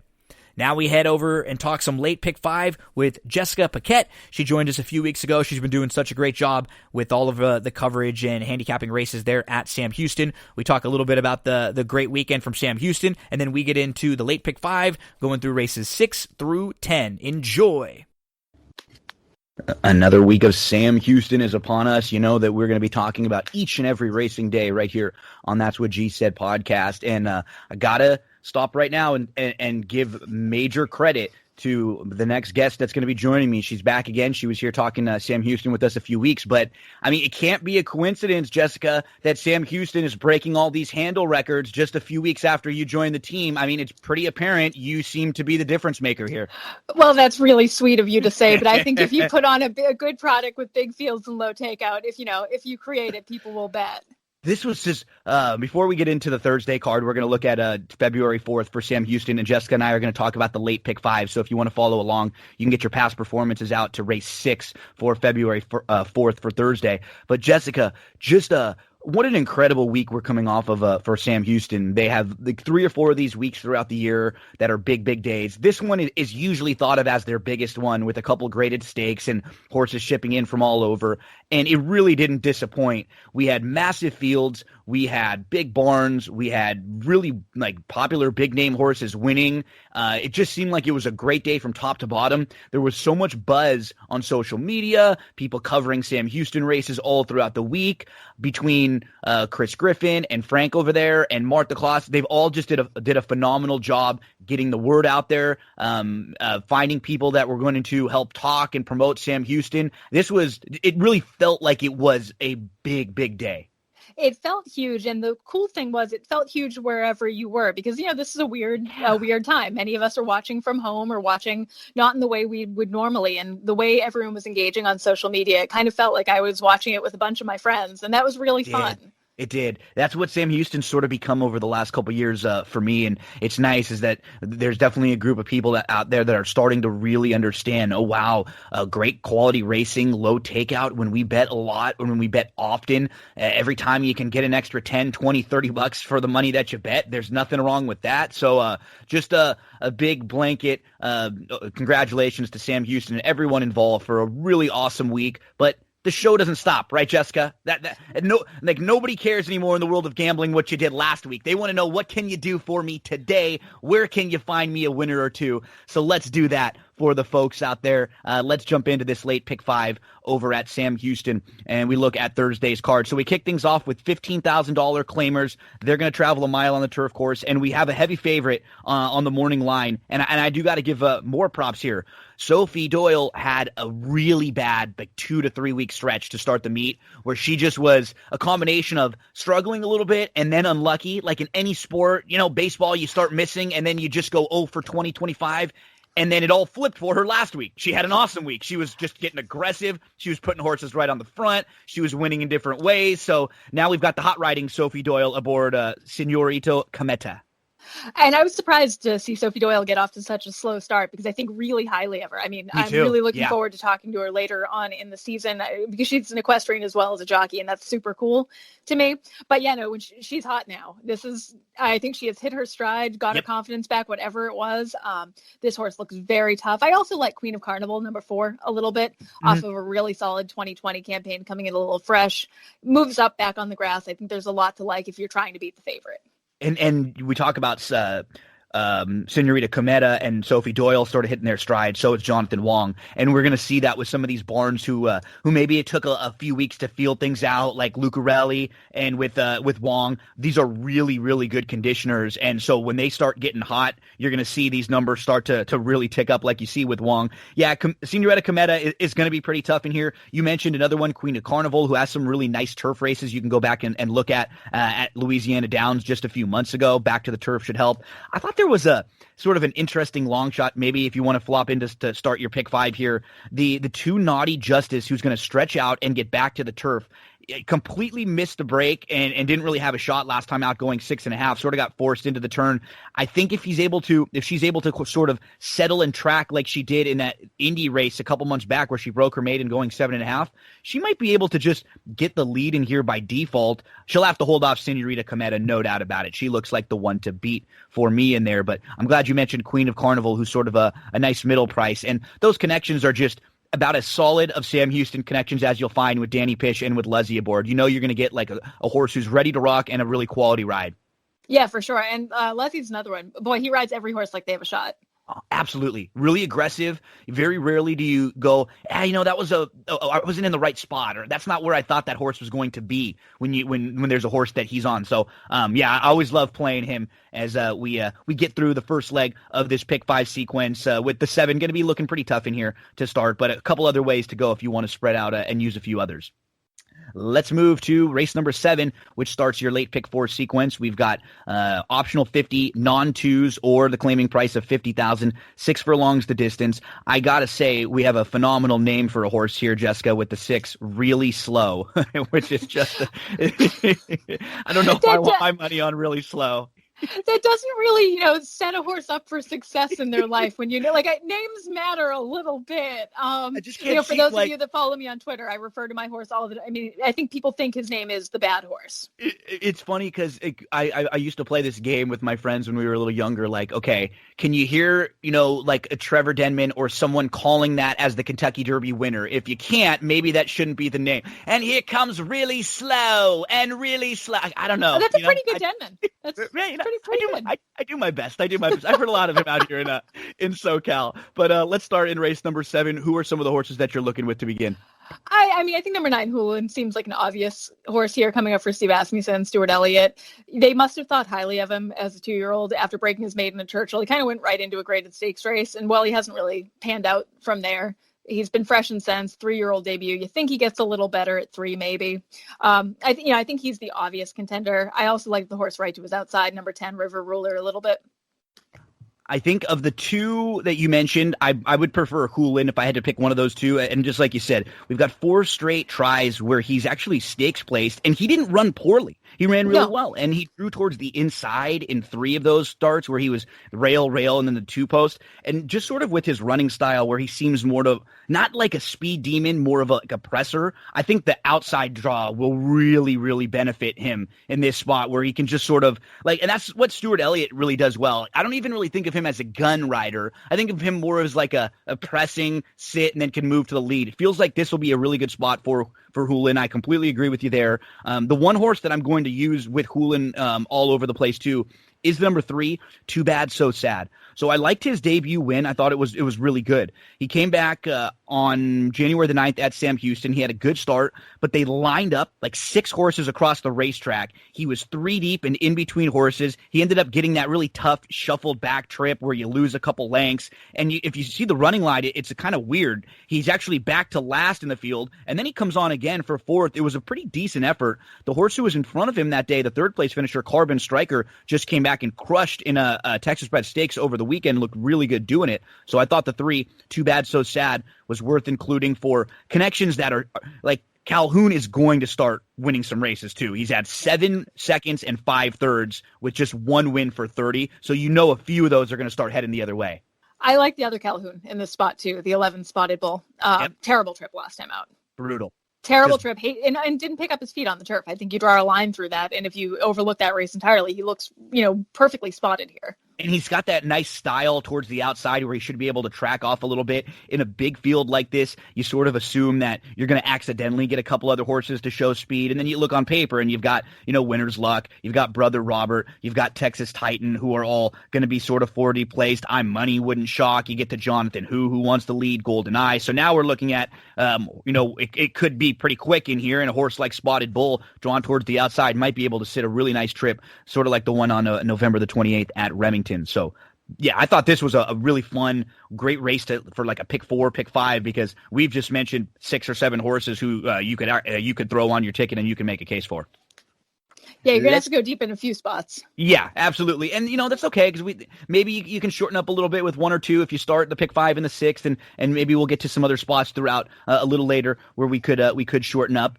What makes it interesting now as we start getting to this point of the meet, as we move to race number 8 at Sam Houston, now we're getting to the point where and I guess it depends on how you handicap. Sometimes at tracks, the first few weeks of the meet are really difficult because you've got so many horses who are coming in from different tracks that haven't run in 3, 4, 6 months. They're all coming off the bench. You're not sure who is quite ready 100%. Now we've got, we're starting to get to the point where a lot of these horses have a race under their belt at the meet, so we can kind of see what happened. And we get some of these fields where we get 3, 4, 5 horses all coming out of the same race. That's the case here in race number 8 at Sam Houston. We have 4 of these horses that are exiting that January 15th race where they actually ran dead heat for 2nd, 3rd, 4th, and 5th. So, I guess you have to start with that race with a lot of the contenders because Lovely Lolita, I Am Interesting, Whatever Comes, who are your A, B, and D horses on the morning line, all come out of that race. So where do you begin in the 8th? I'm actually going to use this race as a single to try to keep my ticket a little lower price because I feel like I'm going to want to go deeper later on in the card. I single but Lovely Lolita here. Yep. So I have a couple of rules when I'm handicapping low-level maidens and low-level non-winners of 2 lifetime. Like this is one of my major handicapping rules. Less starts, the better. The horses get stuck in these conditions, and I think some horses will have a hard time kind of elevating themselves past them. Only 4 starts. She ran well enough last time in her first start at this level. That was enough class relief that it made a huge difference for her. And I think it's just a matter of time before she gets the maiden win. I don't know if she gets that second win ever. That's a different story. But we'll be having this conversation when she's in Non-Winners of 2 Lifetime in a couple of weeks, where I'm like, I don't know. But I think she steps up here. I also like the jockey change a little bit. I agree. I think she's going to be pretty tough. She broke on top, but it's sort of weird. She broke on top and she had the opportunity to cross over and clear off, but she didn't really go on with it. Sort of what you're mentioning with the jockey change. I think a little bit more of an aggressive ride, she wouldn't have lost. She ends up sitting second. She opens up a couple lengths at the top of the lane. It was a brutal beat. She holds off another challenge. She ends up finishing second in a dead heat situation, but I much prefer Lovely Lolita to I Am Interesting for some of the reasons that you said. It just sort of feels like this might be where I Am Interesting belongs here. So for me, I'll be using, and anyone that wants to single the 5 just like you did, I would not talk them off that. I'll probably use 5 and 7, and I just sort of treat the 7 as like a total wild card here. I toss the synthetic races, and then the form looks a little bit better. You have a race, a maiden 30 at Keeneland to start, and then a maiden 50 at Churchill, and both of those were against tougher groups where she actually showed a little bit of tactical speed, and maybe she can just kind of fall into a nice spot. And if that race isn't very strong, that January 15th race, she might just be like the new face in here, good enough to beat this group. So I'm going to go 5-7 all over the place, but I would not talk anyone off singling Lovely Lolita, who's going to be really tough on the cutback. Let's get to the late double. We have another crazy situation here. So we've got Texas bred fillies and mares, 10,000 non-twos, and we've got 6 of these horses that come out of the January 14th race from Sam Houston. This race is going to be going 7 furlongs, and some of the horses that will likely take money in here, you've got Brightest for Danny Pish, who's going to take some money. You've got Awesome Sunset, who's going to be taking money coming in from Canterbury for Bravo. Other than that, I mean, Chow Chow, Natalie's Joy probably will, but it should be spread out in another. This might have been one of those races you were talking about that you need to go a little deeper. Yeah, I think it's between those like 3 or 4 fillies, you can really go any which way. If I'm putting one on top, it's going to be Natalie's Joy. I think she just offers a little bit more value. And again, she checks my boxes. I have some rules. I try to follow them. And she ran well last time out. It was her first start off the bench. You have to think she might have needed one. And I thought she finished kind of better than the rest of them. And 7 furlongs feels like it should just hit her right between the eyes. You know, she's not I don't think she has to be as far back as she was last time out. You mentioned second start off the bench. She should be like a little bit sharper. I think she's a must use in your late exotics because you like at the 6.5 furlong point when some of these fillies are going to be getting tired, she's going to come running late, and it just depends on if she gets the type of trip she needs. So I'll be using her on all my tickets. A couple others that I'll throw in. I think the 6 Awesome Sunset, sort of obvious, just one for 17, and I don't love going to horses like this. I do feel like she might just be coming out of some of the better races, and when you look at where she was sort of stacking up last time she was at Sam Houston last year, she was actually competitive against a little bit tougher. The bust out long shot I'm going to throw into a few tickets is the 4. I just think she might be able to catch a flyer here and have 2 lengths on the field. I don't know if she's going to be even remotely close to good enough to beat a group like this, but I just don't see a whole lot of other legitimate sprint speed in here. And if you toss her last start where she completely missed the break, you notice that she always gives you a good run for your money as far as getting out of the gate, showing some speed. So I think that's what we'll get for what you sort of want from a big bust out long shot. Those were my top 3, 6, 4, and 11. And then, what do you do with a horse like Asmussen claiming Miss Yachty? And I wouldn't talk you off of that one, but you're going to have to show someone. What do you do with them? What do you do with these? Like, you have to pick your spots with these. And I don't know if there's so many. Yeah, there's so many of these and the unfortunate problem with the Asmussen horses is they're almost always overbed, at this track. And so even go ahead. And I don't think in 2 weeks he's moving a horse up off Danny Pish that much. I don't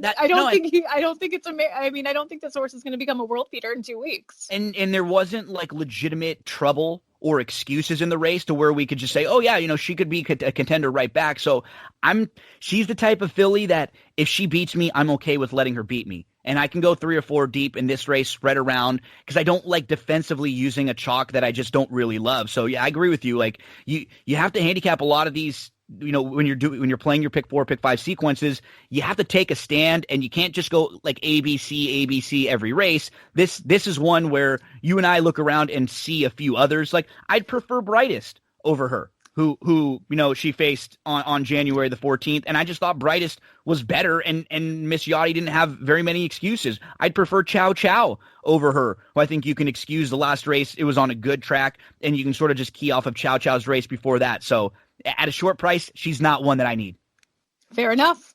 Let's close things out with Texas-bred maiden fillies, 3-year-old, 6 furlongs, the distance in here. We have some lightly raced horses. We have Rosie Jane for Asmussen. We just talked about the Asmussen short price horses. We didn't think one in the 9th was necessarily one that you had to key in on. What about this one, Rosie Jane, who's making her second career start? She's fine. I mean, she ran well in her debut. Her half brother actually runs on Friday. So for what it's worth, I think he's in on the turf. I mean, so the family has produced some competitive horses. I actually have a really strong opinion in this race. I'm really interested. I love a state bred breeding program. And number 6, Bordeaux is. We're on him. We're on him. You're on him too. Yep. You want? Go ahead. Sell us. Yep. Well, we'll see. First time starter. Dan was a winner. Half sibling to, I think, the best Texas bred of all time, Texas Chrome. Yep. So there's just a lot of local pedigree here. And again, I love a good state bred breeding program. And I think Texas is doing an awesome job kind of getting new stallions and breeding better and better horses, which is just proof that this mare has already produced a graded stakes winner. And this, like, when I see a horse like this that's working at fairgrounds, but they're a Texas bred, it doesn't bother me when they come to Sam Houston, because it makes sense. They're running in a Texas bred program, just like you said. If this was a horse who ends up showing up in open company, I'd scratch my head a little bit and think why wouldn't they just run? If it was like a Louisiana bred and they come over here to Sam Houston, you'd think, why wouldn't they stay and run at fairgrounds? Sort of the opposite here. The barn has been where the money is. Yeah, right. And the barn has been so unlucky. So the dam won just once, 1 for 11, but she actually broke her maiden at Sam Houston against Texas breds. I always like little things like that where it sort of adds up. She's produced 4 foals, 4 siblings to race. All of them are multiple winners. You mentioned Texas Chrome, 9 for 22, over $1 million in earnings. That's a multiple graded stakes winner against open company. That's cool. Graded stakes winner who also won his debut. Yeah, so I just think that's really neat. So I love it when these state breds go and beat the big dogs somewhere.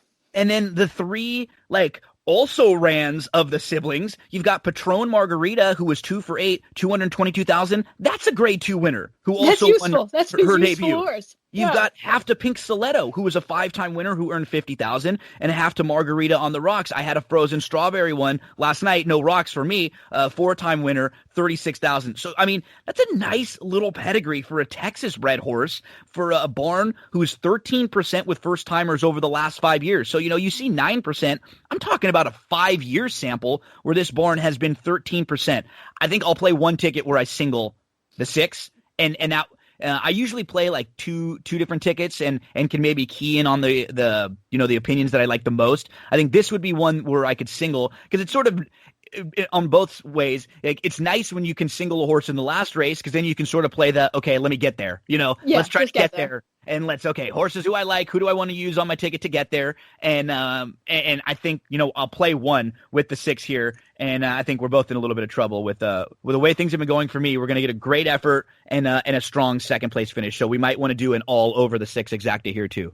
As is the story of my life. I handicap reasonably well, and then I bet really badly. This is the story of my life. But I really like this horse. I'm super excited to see him. I think he'll be fun to watch. Kind of this start and onward. Yeah, I agree. You mentioned Rosie Jane too. I sort of feel the same. I'm not cold on her. She's one of the Asmussen horses that when you got to kind of handicap them and see where they fit, she's a homebred. So when she debuted here, it was just like we're saying with the 6. Okay, this is a good spot for her. This wasn't one of those maidens that they paid $500,000 for, and they're sort of weirdly showing up in a spot that wouldn't make as much sense. This one, Rosie Jane, this is where she fits. This is her. These are her friends. I'd like to see her on the turf if I'm making requests. Sure. I agree. I think she could step a little forward there. And then underneath, total bust out long shot again. If we're playing the 6 on top of some horses, one that I would throw under is the first time starter, the 4, Cat's Enough of You. So the dam was a 5-time winner and actually won her first 2 starts. She was really quick. The lone sibling of this one was a 6-time winner and a multiple stakes winner.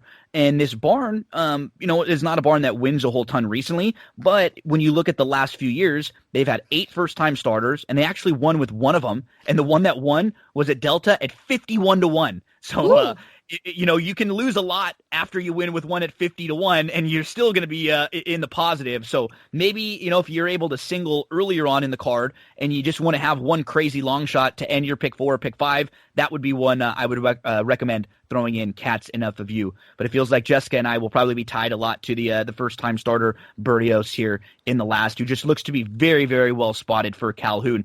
I've gone to Calhoun a few times on this card, so I'm hoping, fingers crossed, knock on wood, that this may be the start of the week that he starts warming up. You and I both. Jessica Paquette, heard you last week doing great work over with Champagne and JD on their podcast. You were all over the place promoting Sam Houston, and we love following you on social media. You've been doing a great job posting some of your videos, posting selections, doing stuff on the track feed and on the Twitter feeds with Sam Houston. So let us know, where can we follow you on social media? Follow me at JM Paquette. It's selections, horses, dogs, and a little bit of running. That's it. Awesome. Well, fingers crossed. Good luck. You're going to try to get into that marathon, right? I saw you talking about that the other day. If anyone wants to give me a charity number to Boston, you know where to find me. Okay, if you're listening out there, let's see if we can help Jessica out. Love doing this, Jessica. You do such a great job over there. You're such a blast to talk to too, because you have some fun along with the handicapping, and you're a great follow. So we'll get you back here in a few weeks and do this again and pick a few winners for the folks. Thanks, Gino. Good luck. Thank you so much, Jessica Paquette. You know how to follow her out there on social media. Don't go anywhere, folks. We're going to recap this, and we'll finish up Sam Houston Thursday. Great stuff from Jessica Paquette there. Make sure to give her a follow on social media, covering Sam Houston and doing a great job at that. Let's finish up just a little recap of some of my thoughts on this late pick 5. So in the 6th race, which starts the pick 5 there at Sam Houston on Thursday, I had the 2, Naughty Justice, the 7, Senorita Calmetta. I have them stacked 2, 7, with the 4, Queen of Carnival, with the 1, Wild Prospect, with the 5, the 1 for Fun. So I'll play a couple different tickets. I'll play one where I just use the 2 and 7. I'll play another ticket, as I mentioned, where I'm going to end up singling in race number 10. And in that situation, as deep or as big as you want your ticket to go, use the horses to try to get you to race number 10 to where we single the 6. So for me, that would be 1, 2, 4, 5, 7, probably, as we move along to race number 7 at Sam Houston. I love the 3, Too Bad So Sad. Make sure to throw this horse in on your late pick 4s, late pick 5s. To me, the 9, who Jessica also mentioned, Hulin, those would be my top 2. So I would have 3, 9 on one ticket. On the other ticket where I'd single and I wanted to make sure I get there, I would be using 3, 9, 7, 10, 11. Probably that combination of horses. In race number 8, my top 2 in here are the 5, 7. I mentioned if you need to shorten up, if you feel the need to shorten up, for me it would be those 2, Lovely Lolita and Tell You Ride Queen. If you just toss the synthetic races, her first 2 starts, first at Keeneland and then at Churchill, where she showed a little tactical speed on the dirt, those would be fine. Those would stack up really well here, as long as as long as it was just the synthetic that was the reason why she didn't run all that well, and not any other reason. So 7, 5, over 2, 3, 8. But this is the race where I do feel like if you need to shorten up, I could just be fine with 5, 7. I could feel sort of comfortable with 5, 7 on either ticket if I was going deeper, if I wanted to spread out a little bit. So in race number 9, I'm looking at the 6 here. Awesome Sunset. I had slightly on top of so my top tier is 6, 4, 11, with major question marks about a horse like the 5. Give me 6, Awesome Sunset. The 4, Sweet Tomato Pie with a Brief Thrill, going to give you some speed up front. Looks like the one to catch. I think the 11 to the outside is a horse who you want. Natalie's Joy, who Jessica had mentioned. I think you have to use her with 7 furlongs the distance. It should be a great spot for her. The 8, Brightest, the 9, Chow Chow. What do you want to do with them? I prefer them over the 5 Miss Yachty, who's also going to take money here. So, those are some of the combinations of horses I would be thinking about using, but I had them stacked 6, 4, 11, 8, and then, 9 question marks about the 5 underneath. As we close it out in race number 10, love the 6. Absolutely love the 6. I'm going to single this one on a 1 pick 4, pick 5, and do my best to try to get there. I'll also end up playing another ticket where I back up using the 6, 10, maybe even one other ticket where I end up using 1, 4, 6, 7, 10, 11, just as a smaller ticket. But my bigger tickets and my bigger opinions are definitely going to be tied in to the number 6 in here, the first time starter in race number 10. So a couple approaches at the pick 5 that I may take a look at. If you're not wanting to single, I could do something like in the 6th race 2-7 with 3-9 with 5-7. You could still go deep in the last 2, 4, 5, 6, 8, 11, 1, 4, 6, 7, 8, 11 if you want. And I mentioned some of these horses I don't even love, and I'm not using the 5 Miss Yachty. I won't use some of those. I kind of mark them down as horses who we at least have to discuss. And then on the other ticket, I'm going to play a ticket where I just try to get to race number 10, single to the 6, and I can spread out in the 4 races prior to that with as much as any of our bankrolls can afford. Maybe for someone it's 100, for somebody else it might be 40. So, use all the horses that you like, trying to get to that 6 who I think we can single at the end of the Sam Houston Thursday card. Excited for Sam Houston Thursday card. We'll have thoughts on Sam Houston Friday, Sam Houston Saturday. We're going to have a ton of thoughts on weekend racing from Tampa Bay Downs. We're going to talk with Ren Carruthers about their Saturday stakes races. We're also going to bounce around the Saturday stakes. I believe there's a few at Gulfstream, Santa Anita, Oaklawn Park. So we'll have all of that covered for you here this weekend on the next episode of That's What G Said podcast. It is time to jump in to talking about WandaVision, one of our new favorite shows, but first, a word from OldSmokeClothing.com. Old Smoke Clothing, horse racing t-shirts, hats, zip-ups, quality clothing, hoodies, tank tops, long sleeve shirts. You can make custom designs of whatever you want. You can check out the special collections. Show the horse racing fan in you. T-shirts and Bob Baffert, Tis the Law, Midnight Bisou, Authentic, She Dares the Devil. That promo code GINO gets you free shipping on your order from OldSmokeClothing.com. Tim Kelly back with us again. This time, we're all caught up now, so we only have to talk about episode 4 from last week of WandaVision. Spoiler alert, spoiler alert, spoiler alert. We're going to talk about everything going on throughout the first 4 episodes of WandaVision and how it all relates to Marvel, the MCU, some characters, some thoughts on what may happen, predictions moving forward. So, WandaVision with Tim Kelly, here we go.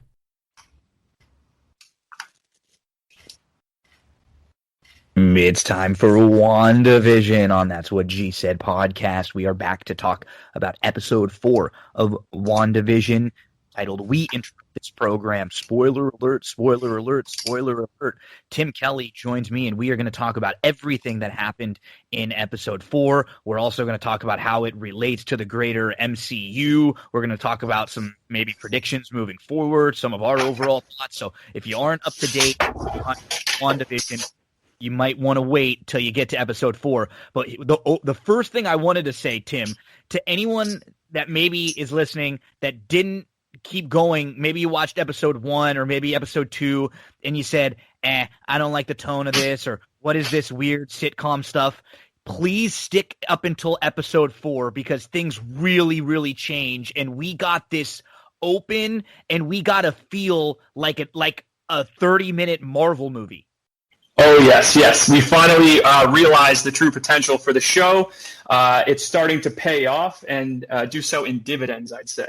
Oh, it was just phenomenal. So let's get right into it. We talked about episodes 1 through 3 last week. If you're interested in heading back, Tim and I spent about an hour and a half going through all 3 of those episodes. Now we'll be We went deep, and now we'll be up to date so we can take you through each episode weekly, one at a time, a few days after they come out, and we can kind of watch along with you water cooler style like we used to do back in the day when it was everybody watching must-see TV or something on a Thursday or Sunday night. So we get right into episode 4. Tim, There's no intro with a sitcom theme, no goofy, funny black and white. This is just the real life Marvel movie look, pace, and it's straight to Monica returning from the blip. We're actually seeing her particles coming back together, and she shows up in a crowded hospital. It's chaos everywhere. There's people all over the place. They're returning from the snap. So you've got a hospital that is now filled with all sorts of people that just disappeared 5 years ago. Nobody knows what's going on. Doctors all over the place. And there were a couple like scenes that if you just stop and think about for a second, like you imagine being in a hospital room and then somebody just shows back up. Like that's not anything, like not related. Just what a weird and what a crazy chaotic open here for this. Yeah, the chaos was real, and it was unbelievable to see that vantage point, that perspective, to come in on Monica Rambeau, breathing her first breath, as she returned from the snap. It was just the logistical chaos of everyone returning all at once there. It's something that, I thought of when that snap happened. That must be weird, everybody coming together all at once. And we saw it for ourselves in a great setting, too, a hospital setting, no less. And it sort of sets the scene for this particular episode. Things that we got little feelers for in the first 3 episodes. There were always little scenes and moments where things got spooky, kind of scary, where we were going, this episode really has that tone, and it starts to maybe take us on a course that this series is going to be a little darker, and even some of the things that we've heard about where some of the movies moving forward could be, like Doctor Strange the next one coming up, could also be a little darker and a little bit more, not necessarily into horror, but definitely into more of a, that genre. So they just have done the psychological horror of that moment, to be Monica in that moment. You're leaving off on this very, very you're vulnerable. You're hopeful about your mother. She's there for undergoing cancer treatment, and you're at a very low point in your life. Yeah, and then all of a sudden you're back. It's 5 years later, and there's all this chaos around you. And what does she find out? Yep, her mom Maria, who basically created S.W.O.R.D., has now passed away. She has died of cancer. Monica's really confused. She doesn't even realize that she's been gone for 5 years. She thinks she thinks she just fell asleep. She's one of the doctors is like quickly informing her what's happened, and this doesn't make sense. So Monica, right off the bat, it's unfortunate because she's in the hospital with her mom, who she thinks just had some successful procedure, and her mom actually did the procedure. Saved her mom, gave her mom a couple extra years of living. Unfortunately, Monica was gone those years, so she didn't get to spend an extra couple years with her mom. So just right off the bat, there's all this loss, this heavy emotion when we're just like a minute into it, and then boom, we get the Marvel MCU intro. So just a completely different first minute and a half than we've seen in the other 3 episodes. Absolutely. That really set the tone. Seeing that Marvel logo, the one that comes before all the films show up, that really showed us right then and there, this is a different episode. We're getting a different style than we got in the first 3. We're in the real world, so to speak. So we now arrive at the S.W.O.R.D. headquarters, Sentient Weapon Observation Response Division. And Monica, who's worked there, and remember, her mom basically created this place. She walks in with her badge to try to get in, and her badge doesn't work at the door. And one of the security guys stops her, and he's kind of being a dick to her, too. She said, I work here. Well, if you work here, your badge would, you'd have gotten in the door. It's like, dude, you need to, really?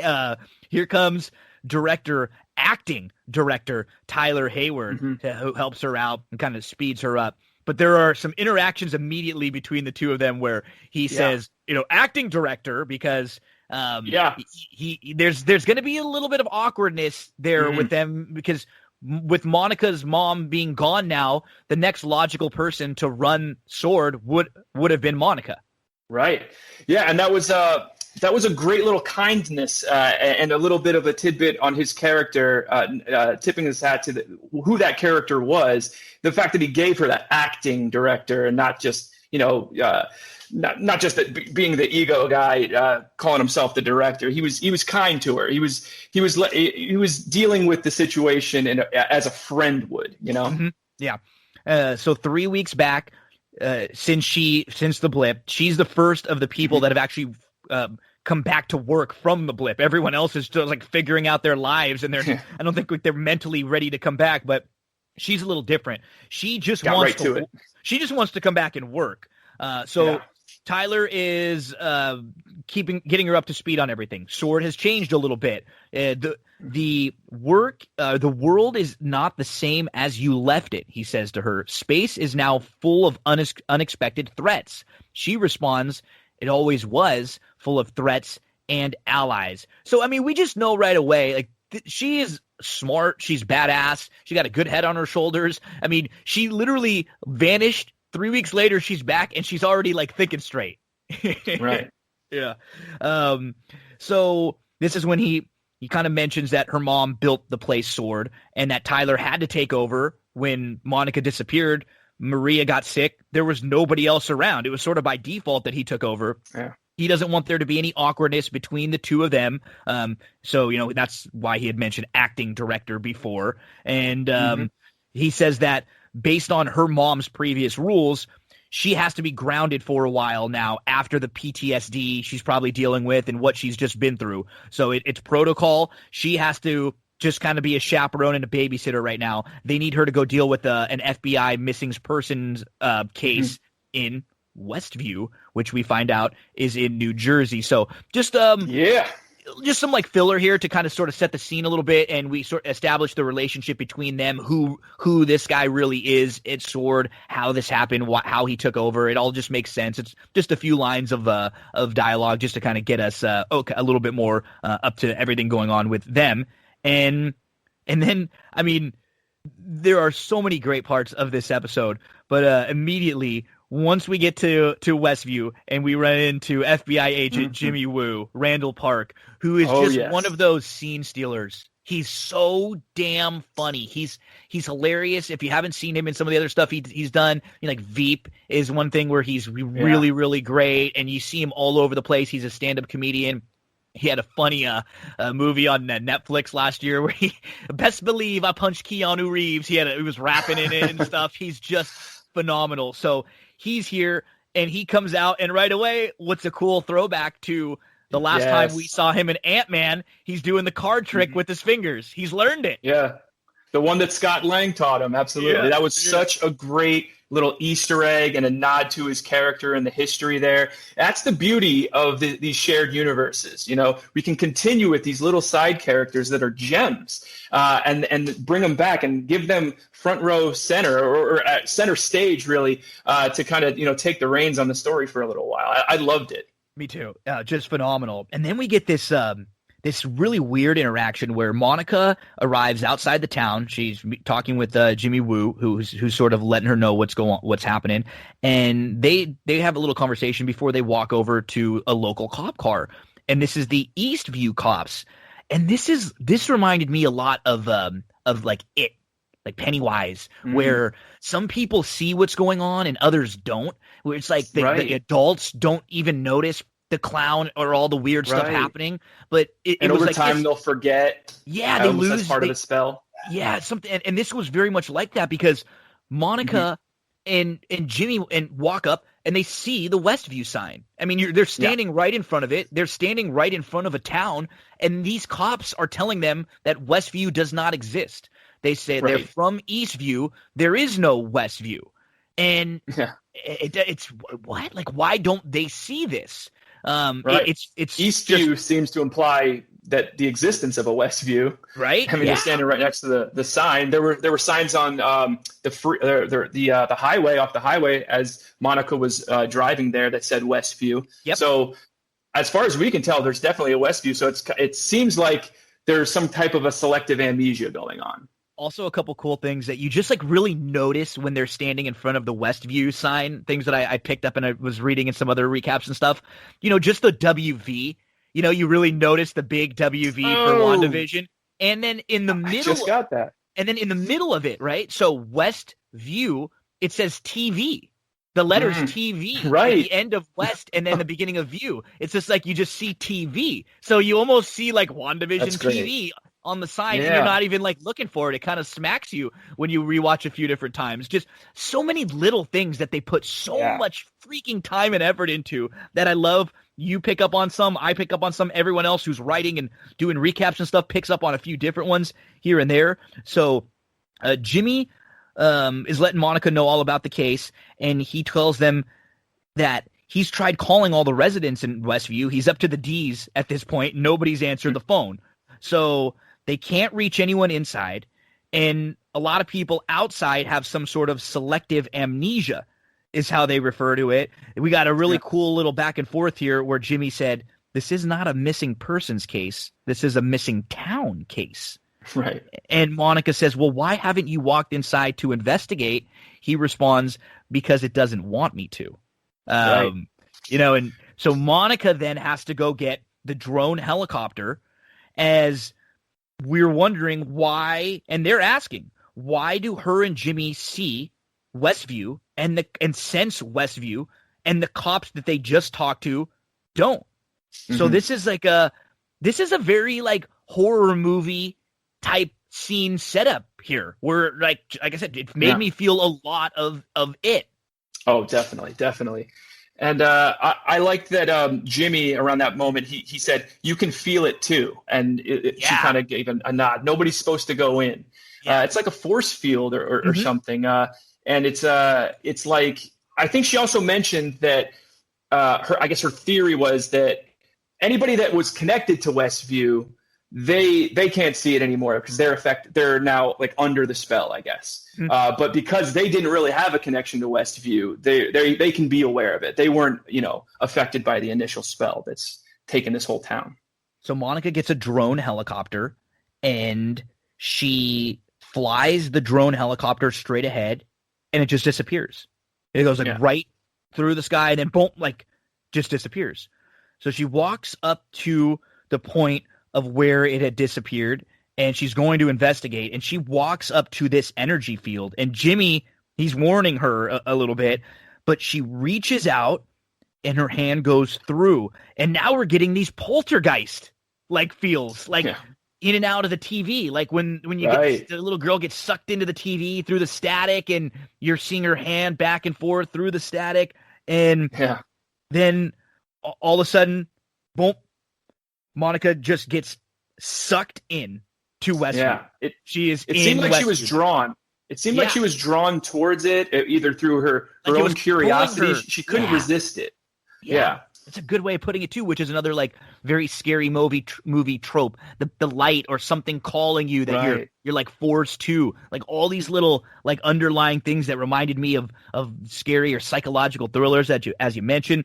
So we now see Sword 24 hours later. They are setting up a base right outside of Westview. They're bringing in all these experts. They've got a nuclear biologist, an astrophysicist. They've got an AI person. They got a chemical engineer. And right away, we are reintroduced to our old friend Darcy, Dr. Darcy Lewis now, Kat Dennings, who's another one. Like, love it. The interactions and the chemistry between her and Randall Park, the Darcy and Jimmy stuff, it's just great. This was good. Another people I saw a lot of them saying you got a lot of like X-Files feels here with this episode too, Absolutely. I saw someone clamoring for an X-Files type spin-off series that just follows Jimmy Woo. Or both of them. Yeah, that would be amazing. Yeah, set in the MCU, that's perfect. Great. It's a real like light, funny comedy to all of this. And what ends up happening is just phenomenal. They basically, throughout the next little bit, and we'll go on through the specifics, they start asking all of the questions that we've been asking as viewers for the last 3 weeks. Like, everything, what the hell is going on? This is a sitcom with Avenger? I mean, it's just phenomenal, and some of the lines. So, Darcy shows up in Westview, New Jersey, at the Sword response base, and she heads inside to try to figure out what is happening. The Sword, some of the agents, they just keep sending drones in, and they just keep just vanishing, and she's sort of just laughing at them like, are you finding anything out? No. So, and she can tell this is a huge deal because there are people and representatives of like every major department, from all of the big branches of, FBI, CIA, all these different things, all the major experts trying to figure out what the hell is happening here. And she starts to use some of her equipment, some of her tools. She picks up a ton of CMBR, cosmic microwave background radiation. That's the energy that was created as part of the Big Bang. Yeah. And apparently she said that she found an additional signal that was kind of layered within that she could kind of pinpoint. So what she needs is something that she can try to pick up the wavelength of. She asks for an old TV so she can try to maybe see if there's some sort of a broadcast, anything going on. She can just tell there's this crazy energy happening. While this is going on, Sword is continuing to try to make contact with Westview. They want to try to find out what the hell just happened to Monica. Where is Monica Rambeau? So they are sending in someone in a hazmat suit. This is the person that we see at the end of episode 2 who shows up through the manhole. So what they want to do is basically just see if this person can go through the sewers and try to find Monica, try to find anything out about Westview. Jimmy, who's always a little worried, he doesn't think this is a good idea. He doesn't want to send another agent in after they've already just lost another agent. Yeah. So the Sword is trying anything they can to see what's going on. But Darcy's the only one who's really succeeding. She's able to pick up a broadcast, and so she is watching WandaVision. And so now we know, Tim, we see her watching episode 1 that we all watched in the black and white. It's like the opening scene in the kitchen, and all the Sword agents come over, and they're watching. So now we know at the end of episode 1, when we saw somebody watching WandaVision, it was Darcy. Right. Yeah. Oh, that's right. I didn't even connect that one. That's amazing.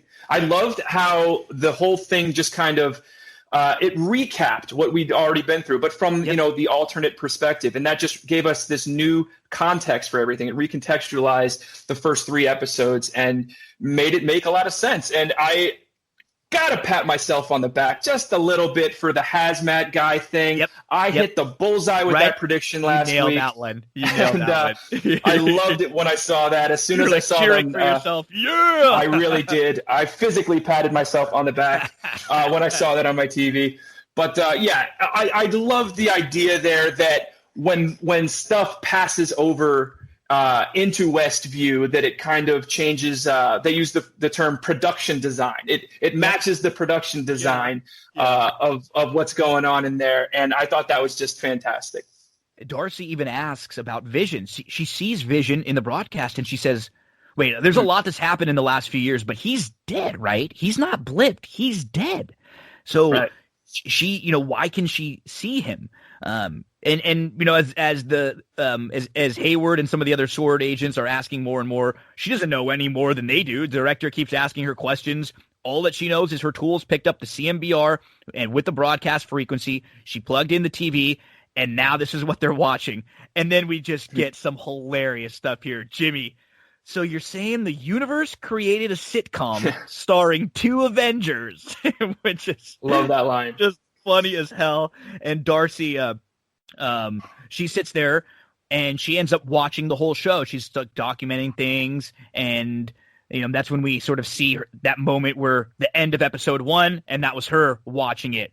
So as the FBI and Sword are watching the broadcast now, they are putting together an investigation of all of the people they see showing up in Westview. They're trying to match, okay, who are these people? So this is another really cool moment and a scene that I wonder how much this has to do with what happens moving forward, because we see Mr. and Mrs. Hart, Norm,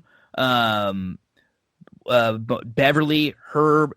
We see some of the people where they're finding their identities, but then others, they don't. So that's the question that we have to ask too, is are the people that they put up just people in the town that don't have anything more to do? They're mistaken identities. They're sucked in there. And then are there a few others maybe someone like Agnes, who wasn't up on the board, that has a lot more to do with this story.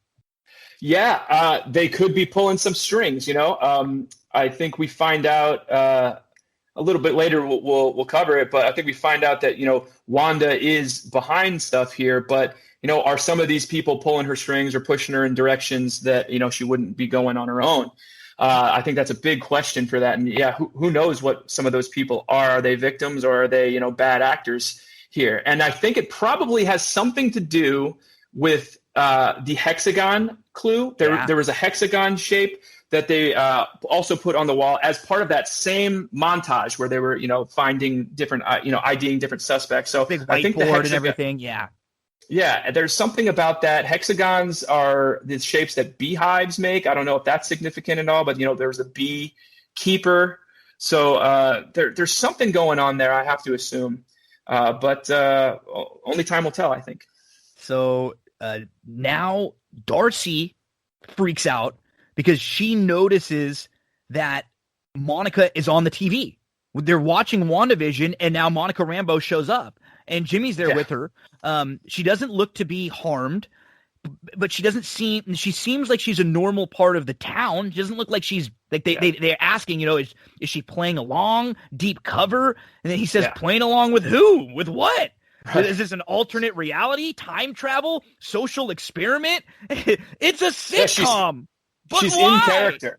Yeah, she's totally in character. Doesn't seem to be putting it on as far as we can tell. She just seems like a character in that world. It reminded me of, a spell, or I think of Buffy and Angel. They use the term glamour, a glamour. So I feel like it could be something like that. Just so cool because these are, again, like all the questions that we've been asking. Like, just everything we've been asking, like, what's happening? Are they stuck? Is this time travel? Alternate reality? Why a sitcom? It's just great stuff for Marvel to be so aware of just, hey, we're going to sort of roll this out slow the first 3 episodes, and for any of you who are going to complain, like, immediately in episode 4, we're going to just make you feel like you need to shut up because we're going to do like a lot of the things that you were wanting us to do.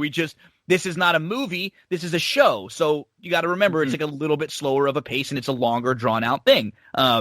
So now Darcy wants to send a signal to Wanda through a radio and see if they can connect with Wanda in Westview. So they actually see on the footage Wanda find the drone helicopter in color.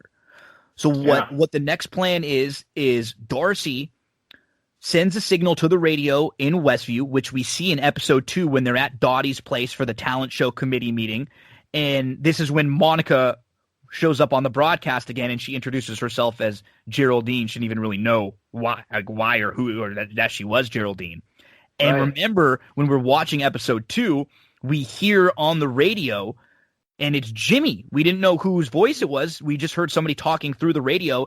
This is actually the plan that Darcy and Jimmy have to try to connect with Wanda. So we're seeing now, we're on the outside seeing things that we saw in episodes 1, 2, and 3 as he's saying, Wanda, can you hear me? Can you read me? Wanda.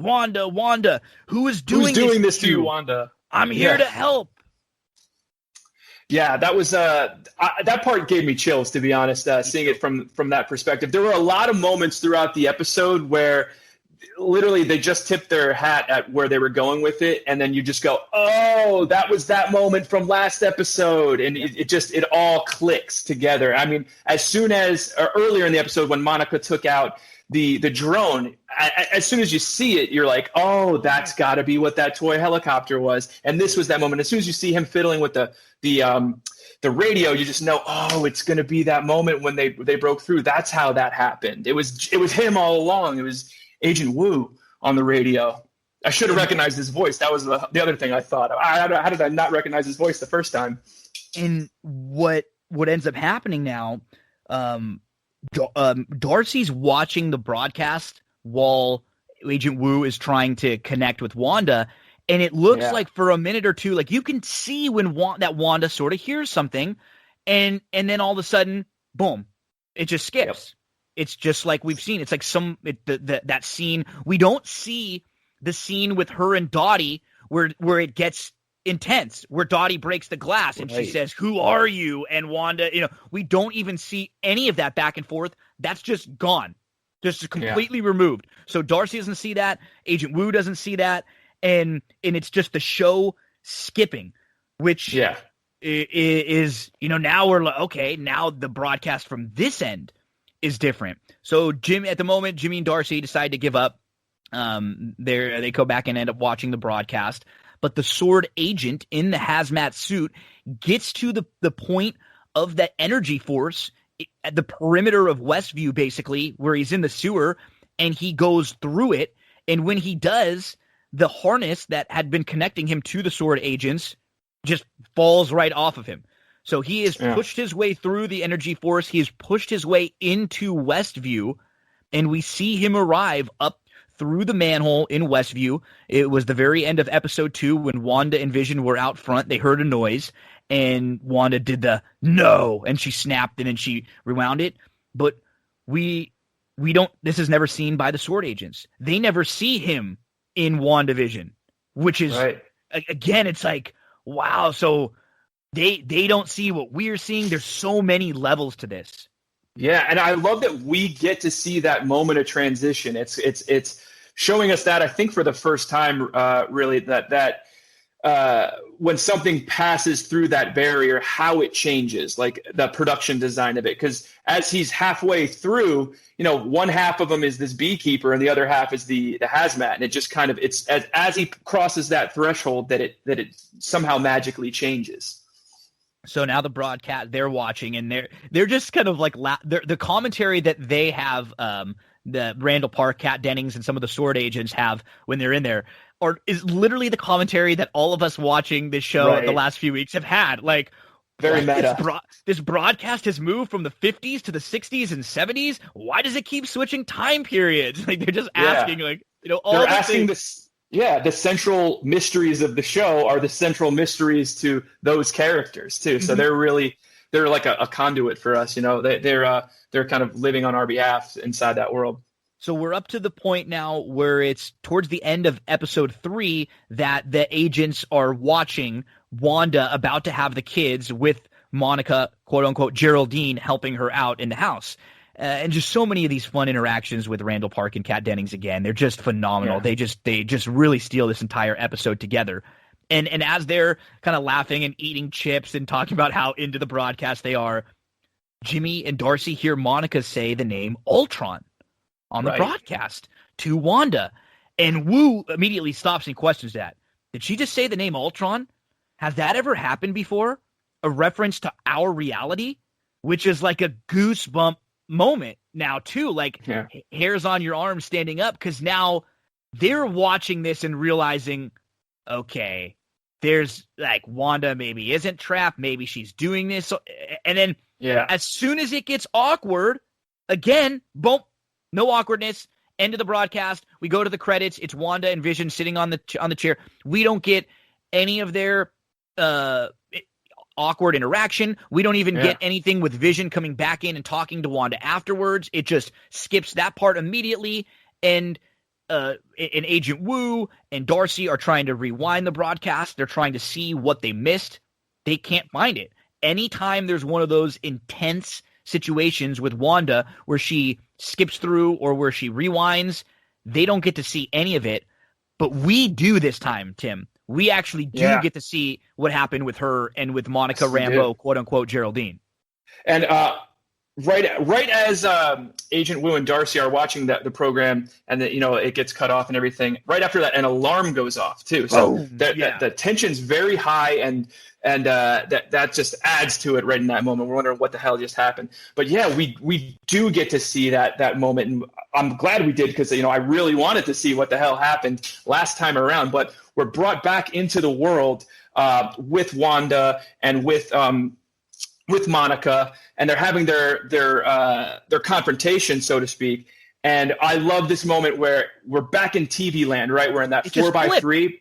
Yeah, we went from watching the Avengers to we're back in like WandaVision immediately. Yes, But only for a moment, really, because it shows that we're back in that world, and then within that world, it starts to stretch widescreen again. So it's like visually telling us that, yes, we're in that world, but now this is real. This is the real stuff. The artifice is stripping away. It's so incredible. And I had you said it better than I would have, but it's just something that's so apparent where you see when they flash back to WandaVision, and for a second, it's just that look like it was in the episodes that we've watched as viewers, and then instantly, no, this is real. This is what's happening in Westview, but this is real now time, like Avengers style pace again and everything. Like this is, it's fantastic the way they're able to do this.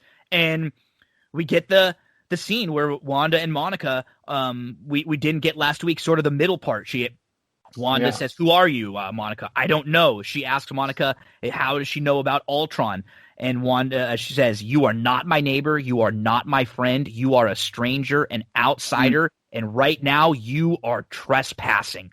And as she's saying this slow and scary, she is powering up. She's getting everything ready. And right now, I want you to leave. And with that power burst, she sends Monica through the walls of the house, through other houses, all the way through out of Westview, right to the end of the energy shield, and literally just deposits her like on the outside of Westview. It is like an action sequence, just like right out of any one of these big Marvel movies. It's really incredible. Yeah. What an incredible moment. First off, how did Monica survive that? She must be very tough. We get to see that angle from last time of how she got deposited back in the real world, and it was 10 times rougher than I even had it pictured. I'm in my head, I'm thinking it's just a portal. She gets moved and some force, but man, she literally flew through multiple walls, hundreds of yards. It looked like that would have broken anybody's neck. Crazy, but the real thing that stood out to me in that moment was that performance from. I'm sorry, what's Elizabeth Olsen? She just keeps surprising me throughout this whole series. And I don't know why I'm still surprised, because just she's incredible. Time after time, she's just incredible in this.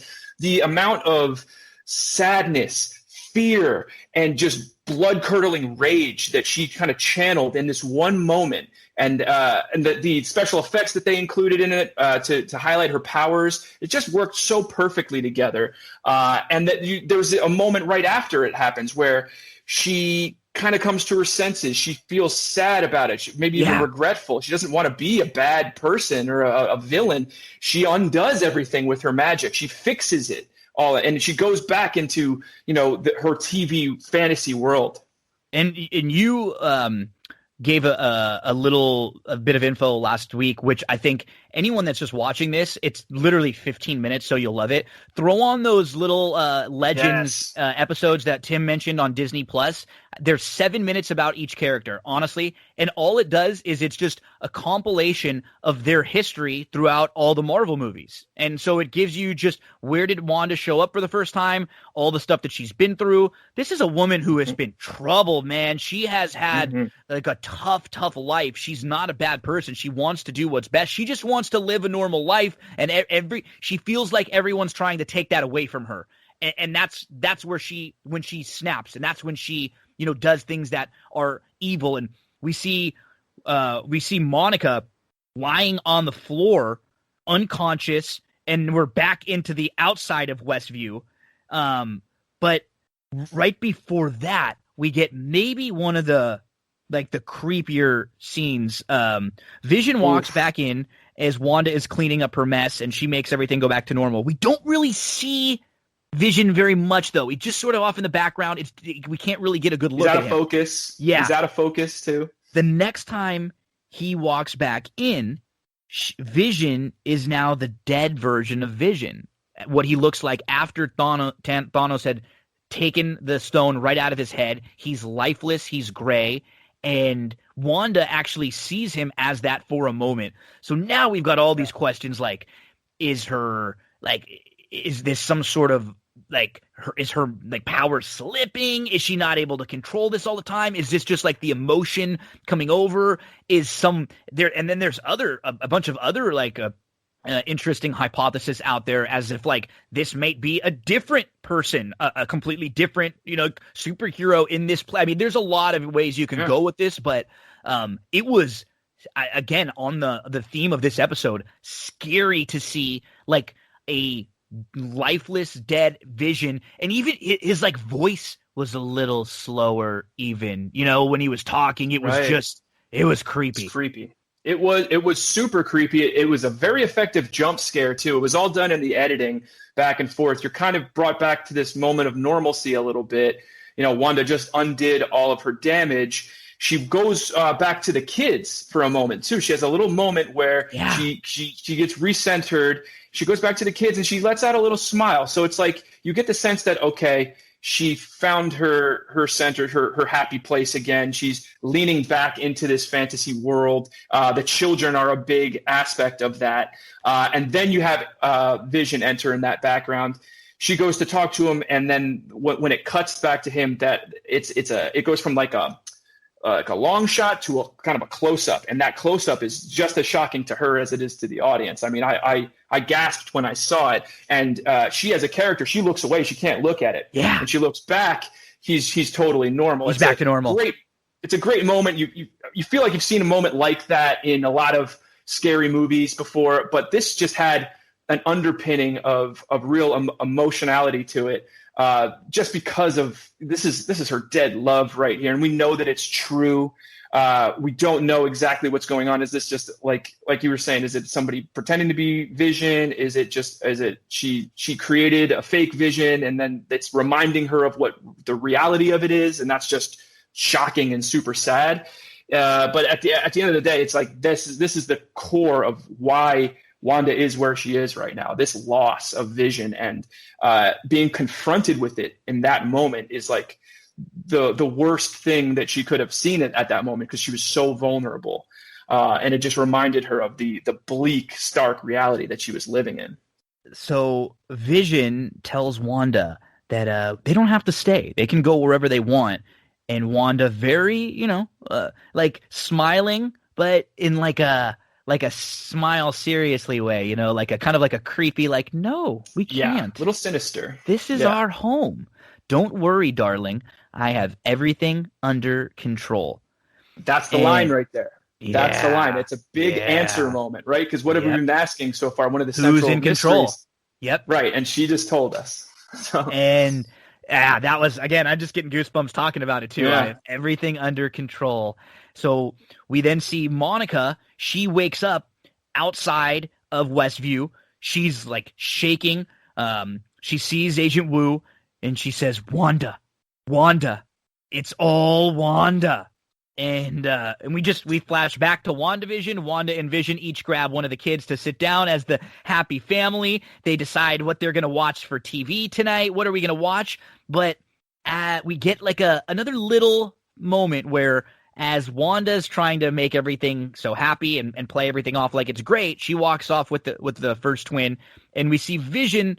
He's noticing things, right? Well, he's noticing something's off, something's wrong. He doesn't say anything. He knows how important this is to his wife, but he's sensing that things are not perfect here, and that's why he had mentioned they can go wherever they want before.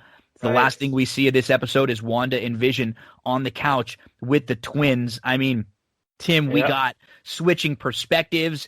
We got the reintroduction of Jimmy and Darcy, Agent Wu, and Dr. Darcy now, who are phenomenal. We got that hospital panic opening scene that was like almost a Walking Dead-ish kind of panic and stuff. There was a lot and some awesome stuff in this episode. Absolutely. I mean, going back to that first scene, that was like must see MCU right there. The hospital scene, like that is so important to the canon. I think that seeing that angle on it answers so many questions about the logistics of what the hell happened when Hulk did his snap and undid Thanos' snap, and then I would be remiss to not mention that it closed out with a banger of a song, Jimi Hendrix, Voodoo Child, which is so appropriate for a witch. Perfect. And I loved how that moment, too, it also kind of recenters the show, right? We've taken this detour into the real world. Now we're going back to WandaVision. The aspect ratio returns to that 4:3 kind of squarish TV aspect ratio. And what do we see? We see WandaVision and the family. They're sitting just opposite us. They're looking into the TV. Like, we're on opposite sides of the same TV almost, by the way that where the camera is. And the show is telling us we're going back to TV world now. We're going back there, and it's very clear. So I can't wait to see what's happening. Is it going to be the 80s next? Are we going to do late 70s? Is it going to be like it was the first couple? Are we going to get like a full 80s episode? Or are we going to go bouncing back and forth, everyone from inside for the 80s and then outside to see what Sword is doing? There are just so many ways they can go. But the one thing I think we realized is that with Kevin Feige, we are in great hands. Like, we trust him. It's very similar to how I feel with the Star Wars universe now and everything they've been doing with Favreau and how well they've been doing with all that stuff. It's just totally, I trust them that they're telling a good story. So even if there's an episode here or there that you may be a little down on, or maybe it doesn't like hit you in the face and really excite you as much as the others, it's all part of this big story they're telling now. And every time we get more information about the story, we go back, just like we said last week. Now, going back and watching episodes 1, 2, and 3, after knowing everything we know in episode 4, there's like a million things you start pointing out and going, oh, okay, I get that, I get this. Yeah, it's so rewatchable. I just love that about it. And there was some other really great stuff in here. You mentioned earlier that Darcy had become Doctor. And I thought that was such a great moment for her to kind of specify that, because it shows, how she's grown across the movies that we haven't seen her in, And it also was very timely too, because of the recent criticisms of Dr. Jill Biden that had been happening in the media recently. You're right. for using doctor in her name. But that's I thought that I don't know if it was intentional or not, but I definitely took note of that. And you also you brought in Star Wars and kind of compared it to that. I think that's the best comparison that you can make right now, because there's two opposite comparisons that you can draw from there. We want to look at the Star Wars sequels. That's an example of the opposite of what we're talking about. That's, you can kind of clearly see in the Star Wars sequels. No offense to J.J. Abrams, there's a lot of good stuff going on in those movies, but you could tell that it wasn't a coherent plan from beginning to end, that they were kind of winging it, at least in part. With The Mandalorian, we can see that, Dave Filoni and Jon Favreau, they have a blueprint in place. Maybe they'll adjust it a little bit here and there, but, it's going places and we're building to something. WandaVision is absolutely that. And like you said, there can be those slower episodes that you might call them. You might not appreciate them as much, in between the big heavy hitter episodes, but they are building to something as well. They are very rewatchable, especially once you get into the later episodes. Like this 4th episode really recontextualizes everything else about 1 through 3. I think it would be great to go back and rewatch those. They're short episodes too, so it's like I have no problem. And the long credits, like you said, there's 7 minutes of credit scenes, and there's not like a scene that you're waiting for either. There's not like you always get used to that like end credit scene. So we we kind of feel like they're teasing us every time like there's going to be one. There hasn't been. So they're short, and I'm glad it just made me feel like I said this earlier, but they're so self-aware. This was they knew when they put this show together that they probably couldn't go for 7 episodes of doing a black and white show or just being in that WandaVision Westview world without like asking the questions that we saw the Sword Agent asking all the questions that we've had. They just get it. And I'm really glad that they had this episode as episode 4, because, guys like you and I, we were going to watch this all the way through, and we're going to watch all the stuff that comes out because we love it. But for some of the people that may have been like on the fence, or I don't know how many more I'm going to stay through, I can't imagine very many people that watched episode 4 and that said, okay, I'm not in anymore. This one, if you were on the fence, this one definitely brought you back in and said, okay, yeah, we're going to actually get them in the MCU world at some point. Yeah, it pays it off. It's proof positive that they were building towards something. They have a very high concept thing going on here, a story that they're trying to tell. And it took those first 3 episodes to lay that groundwork and to really do something different. And this high concept story allowed them to kind of go into that place in a way that was organic and do things storytelling wise that you really can't do in 9 out of 10 stories. But this was a very specific, particular thing where it's grounded in the reality and the sci-fi details. And it's allowing for us to play in this weird meta waters of, the universe creating an Avengers sitcom. I mean, really, that's what we're experiencing right now in one way or another, whether a bunch of writers and producers got together and made it in our world or not. The universe did somehow coalesce to create this very strange, quirky, but totally original and entertaining TV show for us. So I'm super stoked to see episode 5. I think we're halfway through, right? I'm expecting like an 8 episode run. Yep. What they can do in these last 4 episodes, sky's the limit. I'm wondering, does it end at the 80s? Are we going to go all the way to the 2000s? Where does the timing of it stop? Is it going to bring it all the way up to current? Are other characters going to show up that are familiar to us? Maybe Doctor Strange, maybe Quicksilver, Pietro, her long lost twin. I can't wait to see what we have in store. It's so exciting. This was a huge week in the world of WandaVision, and we're very lucky to have Tim Kelly joining us to talk about these episodes each and every week here on That's What G Said podcast. So we will be back again next week to discuss episode 5. We'll give you a few days to watch it before we come on here, recap it, and then a few days before the next one will drop each and every week. Tim, another awesome conversation with you. If you have anything to plug out there, let us know where we can follow you online on social media. Thank you so much. I had a great time again. I can't wait to do it again next week with you. You can follow me on Twitter and Instagram at TimIsNotFunny, and check out my music project, Ice Cream Fire, anywhere you can stream music. And as you've heard on the show, Tim is quite funny and does a damn good job with these recaps, helping us out. TK, buddy, I love catching up with you. We'll talk again next week, and look forward to seeing what WandaVision episode 5 has for us. Thank you. It was a pleasure. Do not go anywhere, folks. We will be right back. Plenty more on That's What G Said podcast. Big thanks to TK, Tim Kelly. He does such a great job really picking up things in WandaVision that I don't see, or sort of complimenting some of the thoughts that I'm just like starting and I'm just like scratching the surface on, but I don't have some of the capacity to kind of continue down the thought train that Tim does. He does a great job. Love talking WandaVision with TK, Tim Kelly. We'll be back next week to talk about episode 5, and then after WandaVision, we're going to have a ton more Marvel stuff to continue to chat about, with movies and shows coming up all throughout the year and moving forward. Let's get into the wrestling part of this episode. It was the Royal Rumble 2021. Andrew Champagne and Darin Zoccali, who always talk old wrestling rewatch with me, they were kind enough to join me to give some thoughts about what happened over the weekend in the Royal Rumble. So we're going to recap the Rumbles. We'll talk about both Rumbles, some of the undercard matches. We spend about 30 minutes going over everything that happened this past weekend in the Royal Rumble.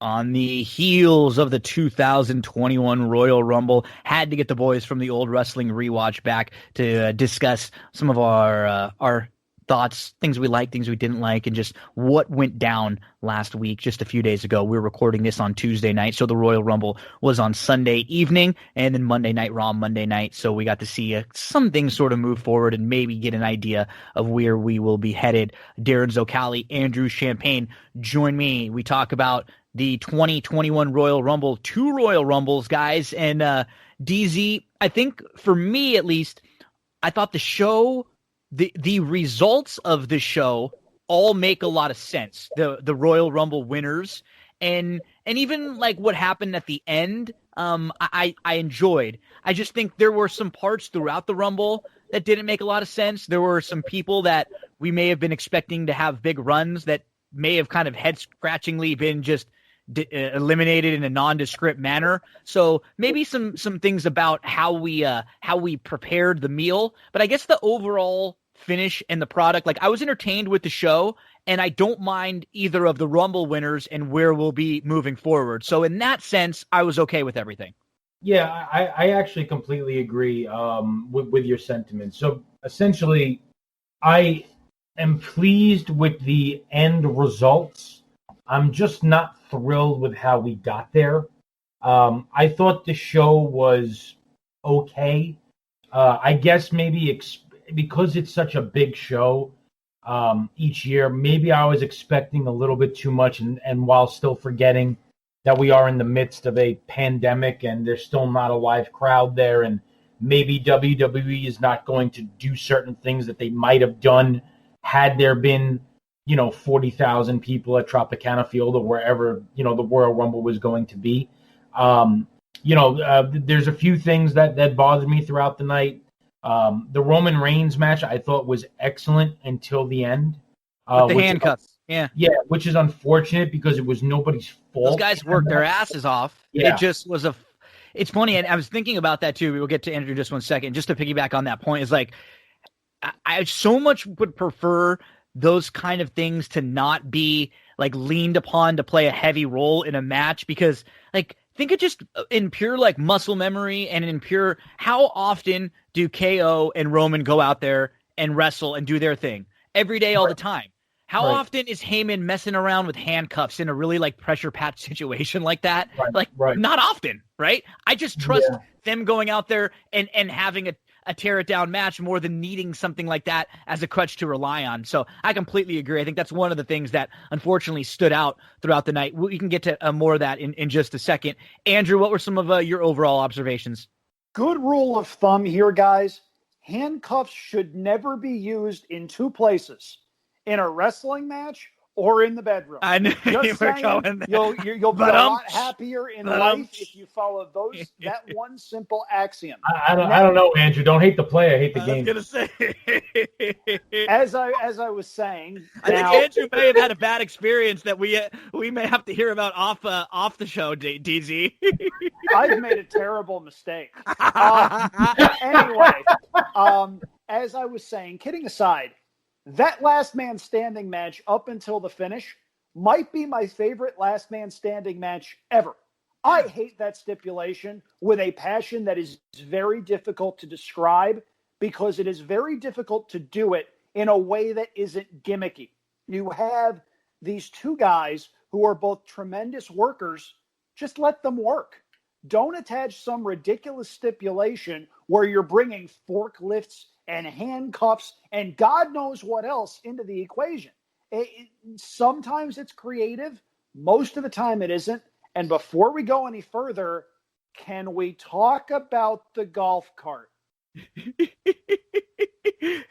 which is funny. So, because AEW recently has used the golf cart in one of their big matches. Sammy Guevara. So then what ended up happening is the WWE Twitter account ended up on, I think, Monday, pulling footage of Kane using a golf cart back in like 2002 just to say, oh, look, we actually did this first 18 years before like you are claiming to have done it. It was just I don't care. I thought it was just funny. That wasn't the reason they did it. I know. Now, they did it well. I give Reigns and Owens a lot of credit because that was a great match up until the finish. It was by far my favorite match of the night.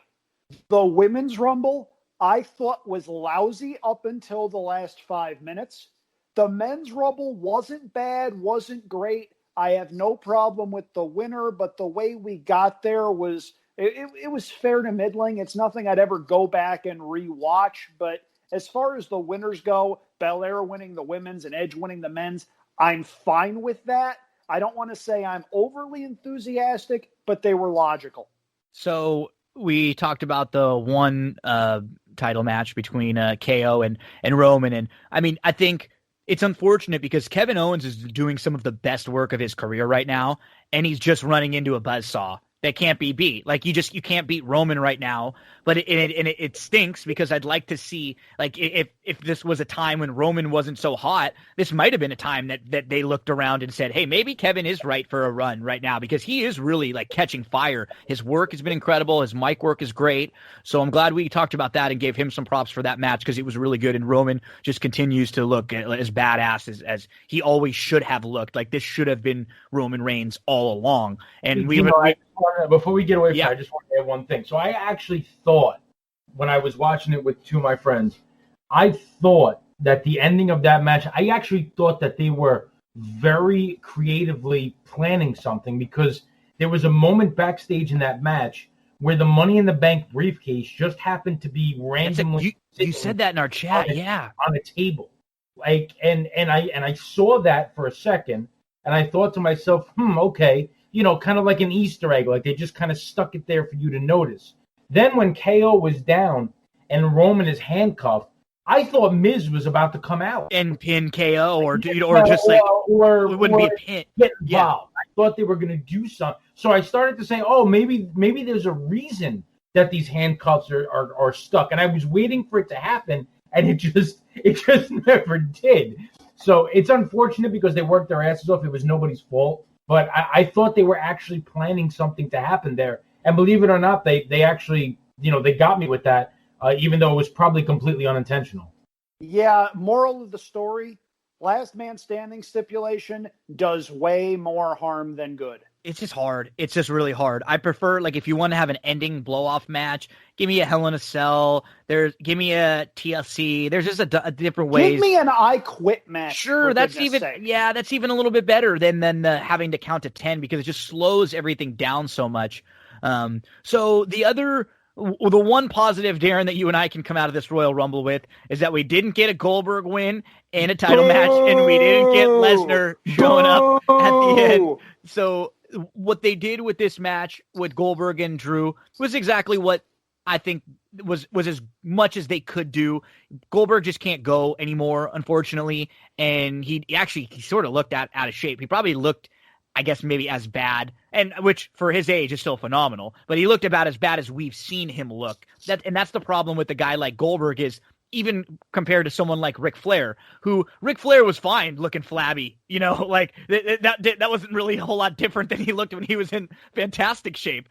With someone like Goldberg, who was the big menacing guy, when he looks a little bit off, it just sort of starts to mess with the mystique of Goldberg. But at least I wasn't offended by this, because they just kept it quick. And I actually like the idea of just get it out of the way so you can just kind of move on from it and have like the rest of the show to look forward to. So I'm glad they didn't do anything crazy. They didn't do anything cute and try to have Drew lose this and Sheamus get involved there. We saw Sheamus come the next night. I'm glad they waited for that and didn't have Sheamus get involved and have Goldberg win the title, and then it would be Sheamus and Drew in a feud underneath that. At least they did what they were supposed to do here.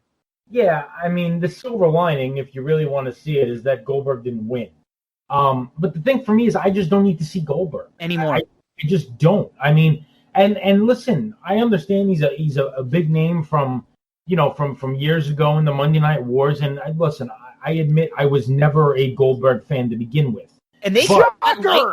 Well, they caught lightning when he came back for the video game a few years ago.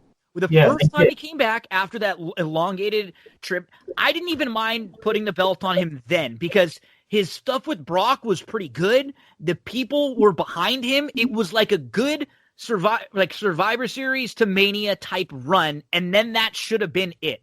Yep. Andrew, like my view on this is simple. The guy was a larger than life, figure who beat the hell out of everybody, looked like he was chiseled out of stone. That was his thing. He's now clearly old. And I'm not saying he's out of shape by human standards, but he's just not what Goldberg is supposed to be. And at this point, having him come in, look like that, and make him a legitimate threat to Drew McIntyre, who, for all intents and purposes, looks like an Irish Adonis at this point, it's just kind of dumb. And I just don't need to see it, regardless of the fact that the right guy won. Where's your guys' sense of adventure? Didn't you guys want to see big world champion Goldberg striding into WrestleMania, with the flab hanging off of his, usually toned body? Come on, guys. Now, kidding aside, first of all, let's not forget Goldberg is in his 50s, and he is in far better shape at that age than I am now. Oh, sure. Let's just throw that out there. So, yeah, they got this right, kidding aside. There's no way McIntyre should have jobbed here. They got the best they were going to get, and I co-sign with you guys in that I don't think Goldberg ever should have come back after the loss to Brock at WrestleMania. I thought that was the perfect career arc for him. I thought, hey, Guy got a main event run. His son got to see him wrestle. Okay, he can go off into the sunset now. And then he didn't. And then Saudi Arabia. Yeah, I mean, now to be fair, if you're Goldberg and the Saudi Arabian prince is throwing tens of millions of dollars of blood money at you for a 5-minute match and a plane ride back and forth, you know what? I get it. I'm not saying I agree with it, and there's a whole bunch of Saudi politics that we're just not going to talk about. But I get it. The problem is, how are we even in this situation at this point? Thankfully, Drew did go over. Drew Sheamus as a feud, though, absolutely no buys. I'm sorry. Sheamus should not be a main eventer. Upper mid-carder at most. Personally, if Edge goes and challenges Roman, give me McIntyre and Owens for the other title. Have Owens show up on Raw, start stunning people until he gets a title shot. Tell me why that can't work. Yeah, I think they were hoping, holding out on Cena is the one that I had heard, that they were thinking that it was going to be Cena to come and be able to put over Drew at Mania, but I just don't think Cena is going to be able to with his schedule and the movies and everything. It just doesn't work with him and The Rock. They always want them because they can slot them in so nice. And the way that everything was written with Roman this year, it was written for The Rock to be the guy to come back and say, "Hey, who's the head of the table here?" Like, I'm the head of the table. But it doesn't, like, first of all, why would you bury your everyday star like Roman? And second of all, The Rock's not going to be able to do that. It's just, he wouldn't be able to come and be around long enough to actually build, like, finish or fulfill that storyline. Well, if I may interject really quick, I don't think it would be burying Roman at all. I think Roman would go over clean as a sheet. Yeah. I mean, and that would be the right way to do it. It would just, and if Rock finally eventually say, okay, you are the man, and there's respect, then Roman's maybe not like the evil heel anymore. That's sort of like his turn, like coming full circle moment. And you bring back Brock Lesnar for rematch number 72. Yeah. Precisely. Now we're cooking with gas, Darin. There we go. I appreciate you finally getting on the bus. There we go. Let's spend a couple of minutes on each of the Rumbles just with overall thoughts. So in the Women's Royal Rumble, here we went.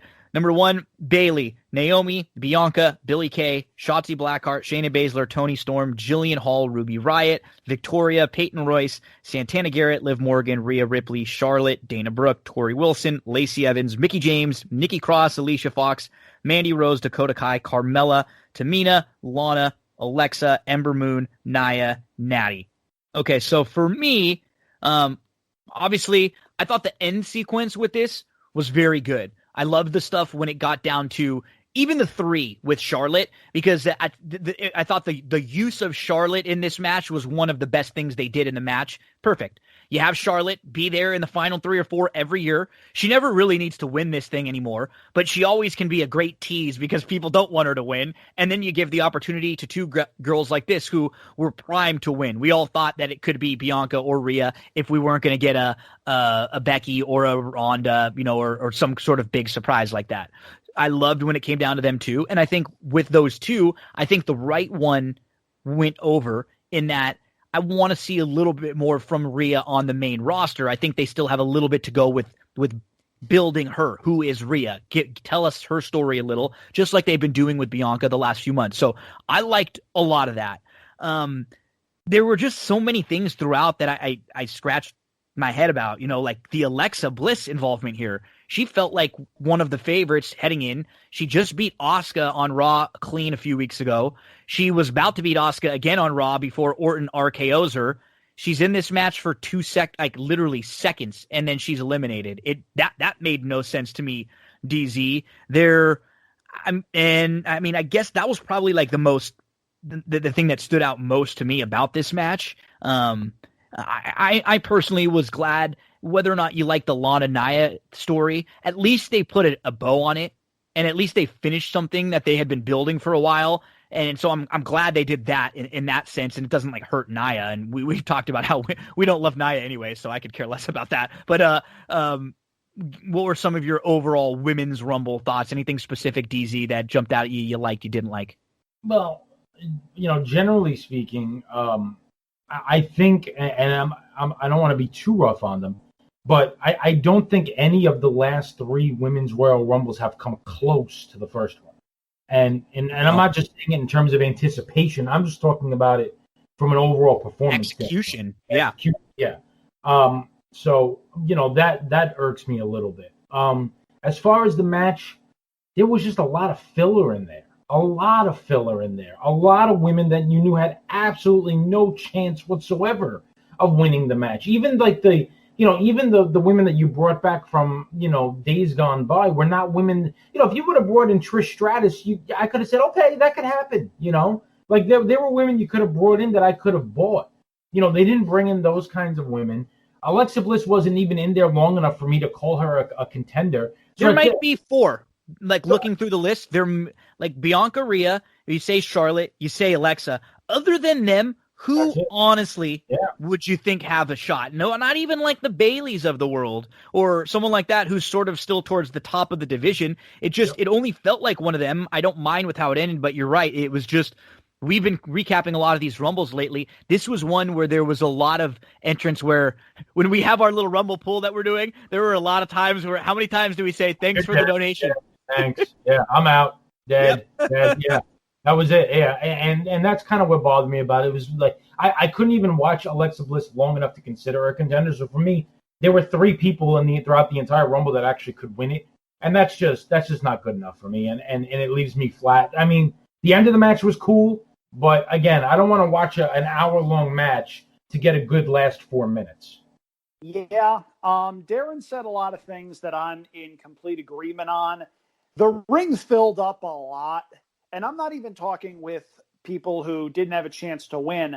There were times where there were 10, 12, 14 people in the ring, and you were just begging for someone to get a sustained run throwing people out. It was cluttered, and it just seemed like it got into a repetition of someone comes in, hits a couple of moves, fades into the background, goes off into the corner to exchange punches or kicks. Next person comes out, repeat. That's not the recipe for success in a successful Rumble, women's or men's. It's just not a good formula. You need better pacing than what we saw.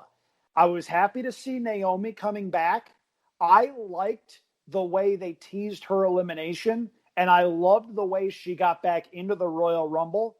Do you guys understand how much core strength you have to have to do what she did? I mean, my God. There aren't a lot of people in the world that could do that. And that was impressive. I love that. I'm a Liv Morgan fan. I love the Christina Aguilera shout out with her gear. You can go see her social media. It's fantastic. And I'll leave it at that. The last 5 minutes of this match were really good. If we could have just gotten Rhea Ripley and Bianca Belair for an hour, I'd have been thoroughly okay with that. I'm happy they used that as a way to launch somebody, whether it was Rhea or Bianca. I think Rhea got far more over just by osmosis and just by being there. As you guys have mentioned, I have no problem with the way it ended. It was just sort of like a Rocky and Bullwinkle type map getting there where everybody goes in circles around the X until they get there. So not a tremendous Rumble, nothing I'd go back and rewatch, but as far as setting things up for the road to WrestleMania, trademark, all rights reserved, it was fine, I guess. Let's get to the men's. We had Edge, Randy Orton, Sami Zayn, Mustafa Ali, Jeff Hardy, Dolph Ziggler, Nakamura, Carlito, Xavier Woods, Big E, John Morrison, Ricochet, Elias, Damian Priest, Miz, Matt Riddle, Daniel Bryan, Kane, Baron Corbin, Otis, Dominic Mysterio, Bobby Lashley, The Hurricane, Christian, AJ, Rey Mysterio, Sheamus, Cesaro, Seth Rollins, and Braun Strowman. So I think I had less. I had less issues with the men's Rumble overall. There were actually some really cool moments. I thought in particular. I mean, the first and foremost thing, like, holy crap, WWE. Like, how about having faith in Edge? This guy who was gone for a decade comes back. He has a run where he has a couple good matches, but we're not even talking about like being wrestling every single night, you know, on some sort of like a house show tour or anything like that. Just like a few matches. He's then injured. He comes back, and the first time he's back, he's going an hour, the entire Rumble from start to finish. And then just to give you a little more, we're gonna have him wrestle on Monday night in the main event the next night right afterwards. So I knock on wood and keep my fingers crossed that he can hold up, because that's a lot to ask of somebody like right off the bat again after after what his body has been through. But he sure looks good physically. He was damn impressive. He lasts. He ends up winning. The Edge and Christian stuff was obviously really, really cool. Christian looked damn good. So that, I'm sure was a moment that a lot of people enjoyed. The, Carlito just in fantastic shape. Got to give a shout out to him there. There were just, Riddle had a little bit of a good run. The Daniel Bryan, Kane, Hell No stuff was great. There were, to me, I think just too many DZ of the major contenders that we felt were live that had a chance. It felt like their eliminations were just sort of nondescript. And I don't mind if they're eliminated early. It's just make it be to start a feud. Give me an angle built in around the elimination. It just felt like when guys like even a Nakamura or a Daniel Bryan or a Big E and some of them went out, it was just kind of like, oh, they're out and that's it. It wasn't a big. It didn't feel as big as it should have. You know what it told me, and maybe I gave people in WWE too much credit. What it told me was that the people in WWE creative, or even at the top of the food chain, are not in tune with what the general public wrestling fan is speculating about the Royal Rumble. If I were involved in WWE, I would have somebody scouring, forums and social media to see what the WWE fan is thinking, what they're speculating, who's, favored to win, so that when it came to the actual eliminations of the Rumble, I would make certain people more dramatic than others based on what the general public is speculating about. Nakamura was a guy who had a big promo the other night on SmackDown. His elimination was just nothing. Daniel Bryan was the favorite in just about every book that you could find out, that you could find in the UK. A lot of people here thought he was going to win. His elimination was nothing. Big E's elimination was nothing, like you said. So it kind of showed me that they're a little bit tone deaf to what's going on out there in terms of the wrestling fan. Now, it was a fine match. It was good. I thought the ending was completely predictable based on what went on earlier with Randy Orton and everything. I mean, we literally said, sitting there, once we saw that there was no Keith Lee, Daniel Bryan went out, and Nakamura went out, and Big E went out, I literally said to my buddies, so Edge is the last man standing. They say Edge wins the Rumble. Here comes Orton, RKO, and Edge finds a way to win. I mean, literally said that with like 15 minutes to go in the Royal Rumble. So for me, it was a very predictable ending. It was fine, B- type of grade, I guess. Darin's a little kinder than I am. I hated the stuff they did with Orton. I don't know if you guys saw this, but I'm going to give a shout out to one of my favorite movies, the John Wayne Western called El Dorado. There's a gag in there where Robert Mitchum, who plays the sheriff that has to sober up, he can't remember which one of his legs he was supposed to be selling as the hurt one. So he switches the crutch between different scenes, and it's a great little gag if you can spot it. They actually cite it in the closing scene where John Wayne goes, "You've been using that thing wrong this whole time, under one arm then the other." That's what Orton was, because they were helping him to the back, and at the outset, he was favoring one leg. When he was getting towards the curtain, he was favoring the other leg. And immediately I'm going, oh God, why? I hate this. I absolutely hate when they give guys the nap spot. This has happened a couple of different times with guys hiding under the ring, with guys that go out through the middle rope. It happened with Vince. They did it with Roman. It's just, I hate it. I hate it. It's a crutch. And circling back there, it's a crutch. Yeah. Now, there were a couple of good moments. There were a couple of moments that I liked. Christian coming back deserved an audience because the crowd would have absolutely popped, and we may have even gotten a 5-second pose built into the Rumble. But the thing that I'll always remember is we did the show previewing the Rumble, and Gino was bullish on Seth Rollins potentially coming back. Gino, you were pumped, man. I was. And I was going, the Messiah gimmick really stunk. I hope if he comes back, he's doing something completely differently. I don't want to see him if he's going to be the Monday Night Messiah. Well, one of the 3 numbers I got was number 29, and then we heard the music, and I was going, come on, Seth! Come on, Seth! Come on, Seth! I wanted to burn it down so bad, right? Or just give me that music, anything. But as soon as I saw him as the Messiah, I knew we were in trouble. Like, I knew we were in trouble. That was unfortunate. I got excited for a moment too. I said, "Oh no!" And then, like, the money went heavy on Seth Rollins that day. In a lot of places, he was getting tons of action. He was down to favorite in some places, like really, really short odds. So I thought it was going to happen, but it just wouldn't have.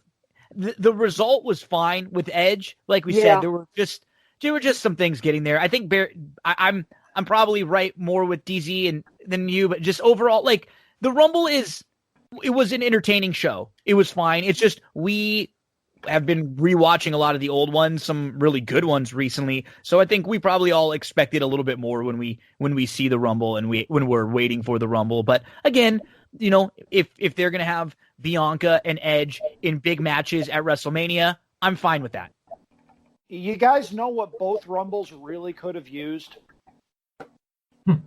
Pat Patterson. Yeah, I mean, that's a great point. You're right. Just a few little tweaks here and there, right? Like a couple of the cleaning up processes, a few of the eliminations to start a feud moving forward. Yeah, you're right. So it is now the road to WrestleMania. Royal Rumble 2021 is in the books. You can follow these gentlemen, Darin Zoccali and Andrew Champagne, on Twitter at the Track 7 for Darin Zoccali, Andrew Champagne at Andrew Champagne, and you're going to hear them a lot on That's What G Said podcast. We will take a quick break. Don't go anywhere, though, folks. We will be right back with plenty more. And that will do it for this episode of That's What G Said podcast. Hope you all enjoyed the Royal Rumble over the weekend. Big thanks to Darin and Andrew for helping me recap that event. And later this week, Chad Cooper will join me for This Week in Wrestling, where we talk a little bit about the Rumble. We'll also recap AEW and just everything going on in the world of wrestling. A big thanks to all of our guests: Andrew, Darin, Tim Kelly helping us out with WandaVision, Jessica Paquette talking Sam Houston with us, Tyler Harringer from Sarah Candles, Cindy Carava, full service realtor. We had a ton for you here between the NFL, Stable Duel stuff, Gulfstream Park for Wednesday, Thursday, Sam Houston full card for Thursday, WandaVision, Royal Rumble 2021. Always going to give you a quantity and a quality of variety unlike any other here on That's What G Said. Have a nice couple days, folks. We'll be back later on this week with plenty of weekend action and that big Super Bowl preview show.